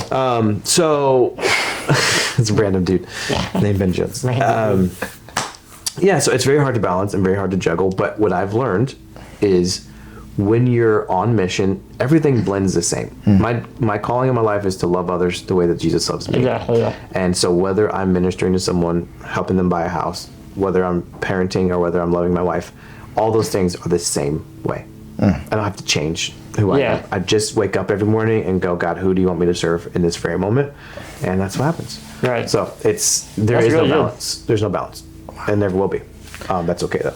I will say, to kind of wrap up this point, my last question, because I'm very curious. Obviously, I think me and Cauy are kind of in the same boat with, like, we want to have our own families, and obviously you're just, I won't say just, but you're just a girl dad, right? You don't have, but you have 4, like, you don't have other, you don't have sons. I have 4 girls. You have 4 girls. I watched that. Your first one, I was believing that you're just like, we have 4 girls. Yeah, you gotta. It's stressful. Would you say, when you were younger or growing up or before you had kids, is that something that you're like, okay, I wanted to have 4 kids, mostly daughters, or like did that sometimes, because if you're like, no, that changes you when you only have boy. It did change me because growing up I didn't have a specification of whether boys, girls, whatever. I definitely wanted to have a son. I wanted to be able to pass down just things to the next generation from a son standpoint. And God said no. And we're done having kids at this point. So we have 4 kids. And then, was that going to be one of your questions? No. Good. Well, there you We go. gotta have a boy. We gotta have a boy band. I've tried 4 times. And every time there's another girl. Hey, shoot your shot and that's what's going on. Trust me, I shot my shot and it got missed every time. You can take that however you want. No. So I was there and for girls, and I was like, this is what God's called me to. But I think what it did, this is what it really I've come to realize. It's very interesting. There's one thing that we don't have in common in this room. What is it? We're not a girl. Like we don't have in common. We're each other. I'm black. You guys are not. That's what you're. Oh, okay. That's where I was going with that. Bro, we're trying not to be like that. No, but you have to be aware of it, right? Yeah. And so this is what I'm getting at. We're aware. Yes. If you guys didn't know watching, I am of the African American sort. What? No! Surprise! But my point is that there's a lot of things in my life I can't relate to a girl, like a teenage girl. True. But God's called me to love her. Yeah, sure. In ministry, there's a million people that walk in here with different stories that I cannot relate to. So how do you love someone that you can't understand? How do you love someone? How do you serve someone maybe in real estate that you don't get in their situation, that they have $1 million or they have $4, and you're like, I have to treat you the same because I love you. Right, exactly. So God, if it's my son, we can go buy shoes, we can go play basketball, we can go not get haircuts anymore, but they would get a haircut and I would just not. But we Teach can do them manly stuff too. We can do all the guy stuff that I like, and God's saying, hey, that's great and that's easy, but how do you love someone that you don't get, that doesn't like dance? They like dance and tutus and makeup and all the things that are not. I see you liking that too. I actually do like all that stuff. I don't like makeup, but the dancing and all that's pretty fun. But like, I never picture myself being in a tutu and doing dad's dance. Right. Hold on. You've been in a tutu? So anyway, so moving on. And We'll put a picture. thank you guys for tuning in. Yeah. No, I've been part of dad's dance at their school. And then That's you cool. put on a tutu? No tutus. Oh. But they wear tutus. Don't worry. I've been in a cheerleading thing for Powder Puff, so like I get We'll it. put that picture in. Now let's do that. Yeah. Yeah, that'll be. I wore Deadpool outfit Oh. for a dance competition thingy. Did you win? Well, it was a recital. Oh. But all the dads had to wear a Deadpool costume. That's and we awesome. all That's kinda performed. That's awesome. It was a Support surprise to the dads. crowd. Which Oh. was Surprised you too. no, it wasn't, because we trained for 6 months every Thursday. Holy Oh my. You get dads have no experience to try to do True, a whole very 5-minute dance. That's true. Shout out Ryan Reynolds. Exactly. He messes up for all of us. Now, so God just said, hey, I'm going to give you all girls so that you can change your heart and your posture and how you serve others. And I'm going to train you in your own home so that way you can go out and train and love on others that are not like That's you. really good. Do you Take feel that. like, to kind of piggyback off one thing, is like for me, obviously, like my dad always says, he goes, you got to find the woman. You can't just say, I want to have kids. But like, I think in my head, That's a very good point. in my head, I mean, I'm sure you should do the other one. stop it. In my head, I've always thought to myself, like, I've wanted 3 or 4 kids. Would you? I know. That's crazy. a lot of genetics getting passed down. It's a lot of Do you kids. feel like?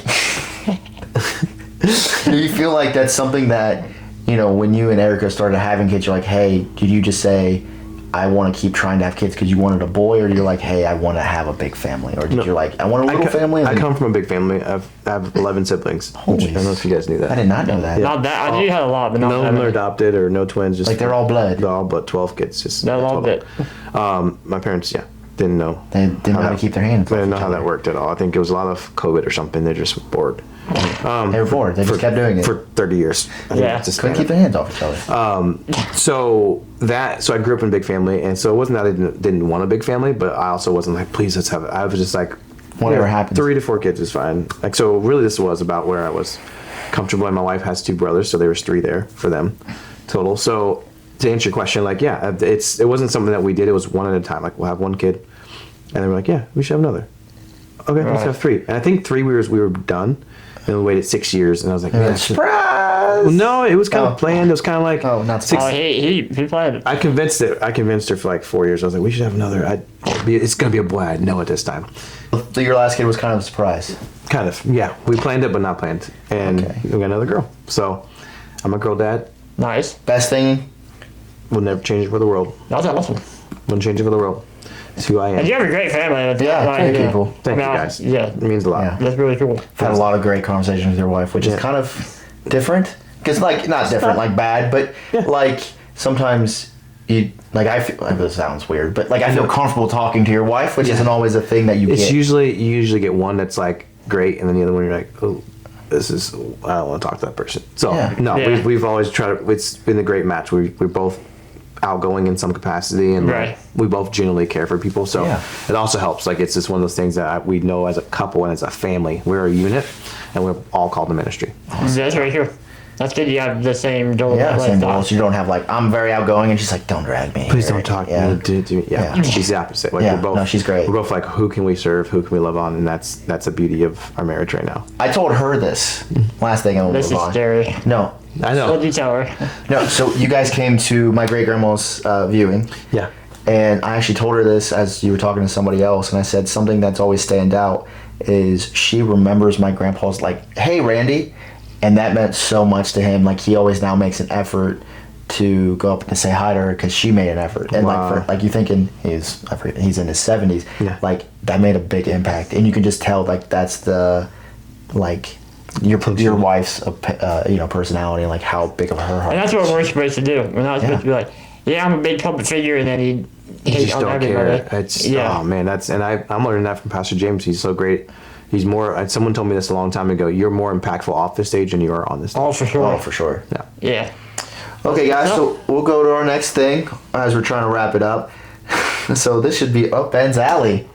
So we're going to my top fives. We're He going to texted me his ideas. I'm like, This is bro, stupid. I'm not even doing it. You're crazy. so You're sharing your top 5, and then we're moving on. okay, that's fine. Dude, I was running out of stuff to do. My top five for. You have plenty here. We're 3 hours into this. People could like drive from here to Cleveland and listen You're to the whole welcome. podcast. We did. We're going to do fried chicken spots. This is crazy. Top 5 fried Top chicken 5? places. Guys, don't hate him for this, but it is what's happening right now. That's awesome. Because next we're gonna do top potato salads or pasta salads. I don't eat that. Why people eat pasta salad at every event? Go I ahead. don't. Starbucks places. You do. Okay, so this is why we're in 2 hours, guys. Yeah. So my number 5 is Popeyes. Like I think there was one that opened up in Pickerington, and I went there probably once a week Fair. when I was in college. 4. What? I'm curious to this list. What's 4? What's 4? Yeah. Are you going down? 5, 4, 3? Yeah. Yeah. Okay. Well, hold on. Oh, sorry. I'm He actually, I'm actually very curious now. I'm gonna start He judging. dives into these. So with the Popeyes, it's only 5 because they actually took away what I used to get, like the nuggets. They actually took away what I. Yeah. So I'm like, it's still good, but it's you got to be in the mood for Popeyes. 4 is new-ish to Ohio, but Bojangles.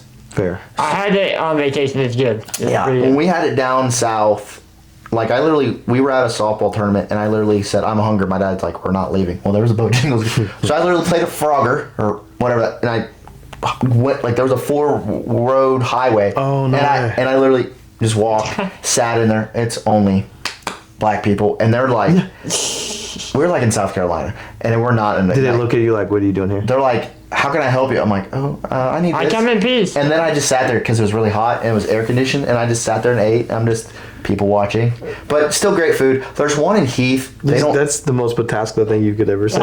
What? Yeah. People watching? Yeah, because you're in a new world of like black people. Yeah, It's I like- think Zion Williams was like 20 minutes, like his hometown. That's like. I thought you were gonna say he was there. I was like, there's no way. No. Yeah, of course. But the Bojangles, I've actually not had, but there's one in Heath, but I've heard like they don't offer all the same. So, Do you know about, you know? have you know about Can you that? verify? I've never been. Okay. Ever? Wait, I may have been on vacation maybe once, but I've never. Before we get too far, do you like fried chicken? Yes, of course. Okay. I mean that's not. Okay, I didn't know. Yeah, I do. But it's gonna sound really weird, but my favorite place is Roosters. Sure. So like I'm Good not stuff. like That's the a guy different list. It is but That's wings. That was my wings Yeah. list. fair. Okay, that's a very okay. You gotta go watch our old episodes. At least that part. I apologize. I didn't know that this was a conversation. Yeah. So going to number 3. I do like it though. Going to number 3. This is just like basically like semi-fast. That's what my goal was. It's Cane's. I like Cane's. It's 3 because Sauce is fire. see, and here's what's crazy. Unreal. I'm against the norm. I actually don't get the cane sauce. I get honey. Wow. I get honey. Why do you even go there? Because their honey mustard's great, and I have a good reason. I don't know. I got really sick from it because I had it, and so I'm like, my parents are like, we're having this. I'm like, I don't want to eat this, and so I remember sitting in the drive-through, like in the back seat, and I like asked my dad, I'm like, ask if they have something else. He goes, they're like, the only other thing we got is honey mustard. I'm like, that works, and I've had it since. It's still good. I like dip my fries, all the things. The toast. Their Texas toast. Oh my It's great. goodness. Toast is Don't good. make it And here's the thing, I can have it on occasion. So like we had You're Cane's. not wrong. You know, we had Cane's last week at Young Adults. Yeah. All you had was cane sauce. I ate it in moderation, right? So like it's not like I don't like Oh, it. you had? Yeah. I mean, that's right. I guess I do help out there. Yeah. I did bring the cane sauce. Yeah. Okay. It wasn't. Nice. So Good stuff. so that is my thing of like it's good. It's also I can only eat it. Obviously, young adults are a little bit different. If I go get Cane's, I have to go eat inside, or it gets soggy. You know, like That's fair. You know the toast. It gets So, like, sweaty in the styrofoam. and so if I basically when I'm in the mood for Cane's, I know I have to have like 20 minutes or whatever to go eat inside. Yeah. And there's one like 10 minutes from my house, so it's not bad. Going to number 2. This is where I think a lot of people would disagree because I don't think many people know my number 1. But number 2, I went Chick-fil-A. I think it's hard to go wrong. That's white person right there, isn't it? No, it's Our from whole the family South. goes. Yeah, Really? that's a South thing, man. It's actually not, the way it's cooked. No, it's perfect. Yeah. Like it's in. Right. I'm just saying, I feel like a white person store. You would think so here, but I think to your point, it's south. But like That's here in awesome. Central, you're right. It's Pickerington, New Orleans. It's the suburbs. Like there's no You're right. Chick-fil-A's in like Columbus. Whitehall. Whitehall. It's good. Good Yeah, place. but it's a good place. You know, I've had a couple. You know, I've had their chicken sandwich. I'm a nuggets guy there too. Yeah, nuggets. But a lot of themes here because You like nuggets. I do. You're a like nugget nuggets. guy. But going to my number 1. This is kind of the very. You gotta know ball. This is a niche. No, you gotta know ball. You gotta know ball. This is Lead Fries Chicken. So there used to be one somewhere else, but now the only 2 locations is in Newark. It is like your Lee's Lee's Fried Chicken, raw. Okay. and I get chicken. Do you know this place? Is there one in Hebron? No, there's It used to be in Hebron. maybe there was a 3rd location, and maybe Buckeye Lake. Yeah, a bunch of like. There was a 3rd location, but they took. It's just now both in Newark. The one is across the street from some middle school or elementary school in Newark. In Newark. And then the other one is by a strip and a car thing. Can't tell you. Look it up. It's fantastic, and it's very like if you like chicken noodles. That's one of your sides. My parents always get that. That's really What? good. Okay. It's. I'm surprised you don't have like KFC or you've never had Church's chicken, have you? Yeah, it's good. I've seen it. Church is good too. Yeah. That's near campus. But that's like Lee's Fried Chicken. Like it's not a known, like, you know, it's not really a chain. There's Yeah. But it's really good. It's not a horrible list. It's not horrible, especially if you're going fast food chicken. Right. Not like I don't even know. Like Like if I get chicken, like I go to Cracker Barrel. I love their chicken. Like that's what I get there. I just can't do it there. Dude, it's You know, like, great. That's like, I'm not a big fan of just their. I like their breakfast, but I'm not a Sure. big fan of their. It used to be called their Sunday chicken. It was holy. Seriously. That's what they call it at Yeah. Cracker It's like Barrel? their special. It was on Sundays. With mashed potatoes and green beans. I don't get that. I get It's such fried. a I get fried apples. And senior gravy. citizen type of like when they bring it out. Yeah, I'm it like really that's is. if you're Dude, not it's 70, gr- you shouldn't be. Dude, it's great. I love Cracker Barrel. It's great. And then if I think of chicken, You're old. This is fair. You are pretty old. Like you're an old like soul in general. I am. Like you're old in general already, but then like you. you're know. older than that. I am. I'm an old soul, man. I kind of like him too. Are you? You're old. Yeah. I don't know. You're a little more. You're a little more fly. Well, yeah, for a white I guy. am height. Yeah, probably. He comes in with like the best shoes. I'm like, dude, really? Hey, come on. I'm trying. That's the disabled discount. How do I get that? I don't increase my days. You ever? Dude, I tried. And they're always clean. And I'm like, Yep. That's what been happens my when you goal, get not trying to crease. But, so that's my top 5. Okay. I Look- don't think it's bad. I No. mean, it's not horrible. I don't think, KFC. Oh, that's like negative. I was just saying it's fallen off big time if it ever was anything good. But yeah, I Canes mean, is good. Canes is good for sure. That's yeah. it. But I gotta saw do you the inhale sauce. that last week. I saw it. It was she gone. And then your wife's like, I thought you were eating less. He's like, You got to eat less so that in your day you got to eat less. Yeah. So you can have what you really want. So I knew we were having it later, so I barely ate the rest of the day. That's how I do my lunches. Strategy. Yeah. Strategy. All right, we're gonna end off with our Bible time, and then we have a gift for Ben because it is his birthday when this comes out. So me and Caleb Jeez. come together, got him something cool. You guys are amazing. First Yeah. off. All right. So we asked Ben, "What's your favorite Bible verse?"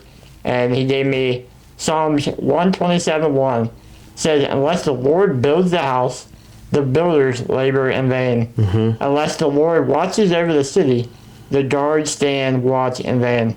I think this is really good because I think it's kind of a thing like whatever you do, if the Lord is not in it, it's always, I think that me and Caleb and Ben have all been in stuff that's, you kind of realize the Lord's not in this, and it does end up not really coming to fruition or nothing comes out of it that's beneficial. And then on the flip side, everything that we feel like, maybe isn't, going the way we want, but we feel the Lord, it ends up kind of working out in our favor, and God's blessing's been on it. So that's a really good verse. I love it. Yeah. Yep. I've been on the flip side where I've tried to do things just like my story. I've tried to do things on my own strength, and it never works. But then I do things and allow God to do it, and all of a sudden now He's building something much bigger and better. Right. And I always say my greatest accomplishment is still less than God's worst accomplishment. That's great. Yeah.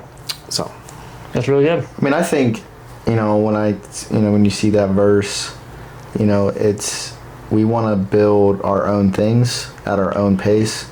And that's just not how God works. Yeah. No. Because we can sit there and say, hey, we want to be like the Amish and build that fast, but maybe your heart or your mind's not ready for that event or that season of your life to be. So instead, you get the really slow people building your house. I think it's also too like a protection thing of you don't want to make yourself look like an idiot because you weren't ready and you squander the God's just blessing. rushed everything. Yeah. Well, it's the other way I look at it is like you don't want to rush into like a season of your life, like if you're not ready.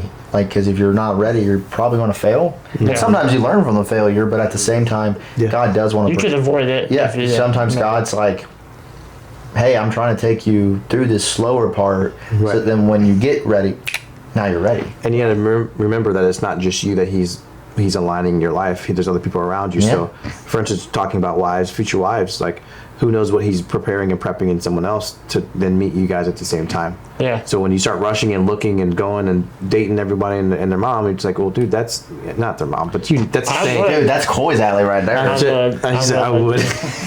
I would. But again, if you're rushing that moment, I get there's a level of like you got to still be intentional and do things. But when you get to a point where you go, maybe God's prepping someone else and maybe they're not ready. Right. We talked about that, me and him, just like, we want to be ready, but we also want the other side to be. That way, when we do come together, and it's fantastic. They should be ready. I mean, the conversation I've had inside myself, like my own, like shower thoughts type of thing, is like, Interesting. Interesting. Like you're like, Lord, just let me meet this person right now. Like get in the sap, and as I've aged, sometimes you're like, if you say, I want to meet, God's like, hey, you're going to meet her at 28. If you're just like, no, I want to meet her tomorrow. And the problem is, if you say, okay, you're going to meet her tomorrow, maybe she had to go through something in her life, maybe a breakup, maybe she had to come face to face with God, and if she has to go through that before she was supposed to meet you, then if you meet her too soon, maybe they're not ready. You yourself. It could be not just the woman, but yourself. Right. Like I had to take you through this. Like I've seen that in my own personal life. Like with relationships or careers. Like when I had my job interview for the job I just got into Albany, every question they asked, I'm like, wow, like I know like I've experienced that with my previous job. If I go for a job like this 4 years ago, you have no clue. I have no idea, you know? And so like it's like God always has this bigger plan, and I think we just have to just thank you. Like it stinks sometimes because we want to be like having a wife, having a family. It's like the biggest passion on my heart. So yeah, I want it now, but sometimes you got to take it slow. And there's also a season of you're idolizing marriage for sure, and family over God, and you go, this is all I desire. He's like, well, I need you to be all in on me first. Yeah. So that way, when you do get what your heart genuinely desires, it's not an idol. Right. And even something so good as a marriage and a family can be an idol in your life because you've longed for it for so long. And he's like, I need you to even hate your parents and your wife and your kids in order to follow me, is what he said in scripture. Like, in order for you to be my disciple, you must hate your family. He doesn't really mean hate them, but in comparison to what you feel towards him. Right. And if you are not, like, and this isn't even for me, if you're not weeping at his feet and, like, looking for this intimacy with him, then you're not going to even understand what intimacy is with your wife. Ooh, that's deep. So- That's deep. Drop the mic.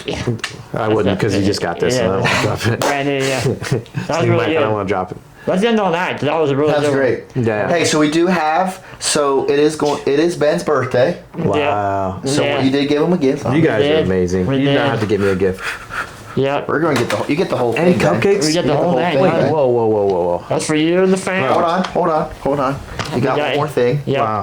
One more. Dude, guys, what are you doing? Homemade. Yep. And we got your favorite candy as well. Yep. You brought that really easy when I asked you at the movie theater. Yeah, you know it was me and Oh, him. you turd. That's what you were doing. I asked him about I your do favorite. remember you doing that. Yeah. You also Guys, thank you. Yeah, no you gotta problem. open the card, man. I will, but I'm so focused on these right now. Yeah. Yeah. And these. Yep. Guys, really, you didn't have to do this, Yeah, but we didn't thank have you. to, yeah, this, no is, problem. this means a lot. This means a ton. I'm a really good giver. I'm not a great receiver, by the way. Hey, that's all right. Let me read this. A wish for your birthday. The For a blessing. black man in our life. That's, I know you said you couldn't read well or write, but That did not that's say not what that. it says. Yeah, it The did not blessing say of the that. Lord be upon you. Psalm. How did you know? You asked me some questions. How did Yeah. you know I like long I corn? might have talked to You your got. wife. Oh, happy birthday, Big Ben, years old. Who wrote this? Not me. That was me, yeah. My name's not even on the card, man. If your birthday is so nice, it's like the answer to a prayer. It is filled with all the things you like to do. It's blessed with pleasant smiles and lots of happiness to share. Then it's the kind of day that you wished for you. Y'all are Yep. amazing. It's $50, $50 gift card. Dude, seriously? Yeah, Take out your lady. You and Erica go out. date night. Wow. Stop it, man. Yep, you're not allowed taking your $4. Why not? I'm joking, I'll do it. Do whatever you want. You can, yeah, you can. Guys, you are amazing. Yeah, no problem. And this, Homemade cupcakes, yep. and this, of course, going with the race thing, my wife and then me. Is that what you guys were? Equality around here. Is that not what you? Yep. Is that not what you were going for? I mean, Were you there? well, we didn't. Well, first off, we didn't know really That my what wife was flavor. like. Well, I know your wife is white, bro. She is? What? What did we do when I said the thing? What? Yeah. Are you serious? Guys, Yeah. this is super sweet and super nice. And I couldn't thank you enough. This is awesome. Yeah. Well, we really appreciate you being on our Without show. question. Without You gave question. us a little diversity. I know. You did. This will spread your audience a lot more at this It will. point. So you are welcome for that. Yeah, no, thank you. I appreciate it. This is awesome. Thank you guys. for the information and, Yeah. and being you. I mean, just Yeah. spreading the word. That's the biggest thing, boy. Since my man Cauy doesn't come to young adults, you might be one of the reasons why I like coming. Oh man. No, I'll Two be things. back. Thank you. Yeah, I'll be back. Yeah, you'll be back. Yeah, I'll be back.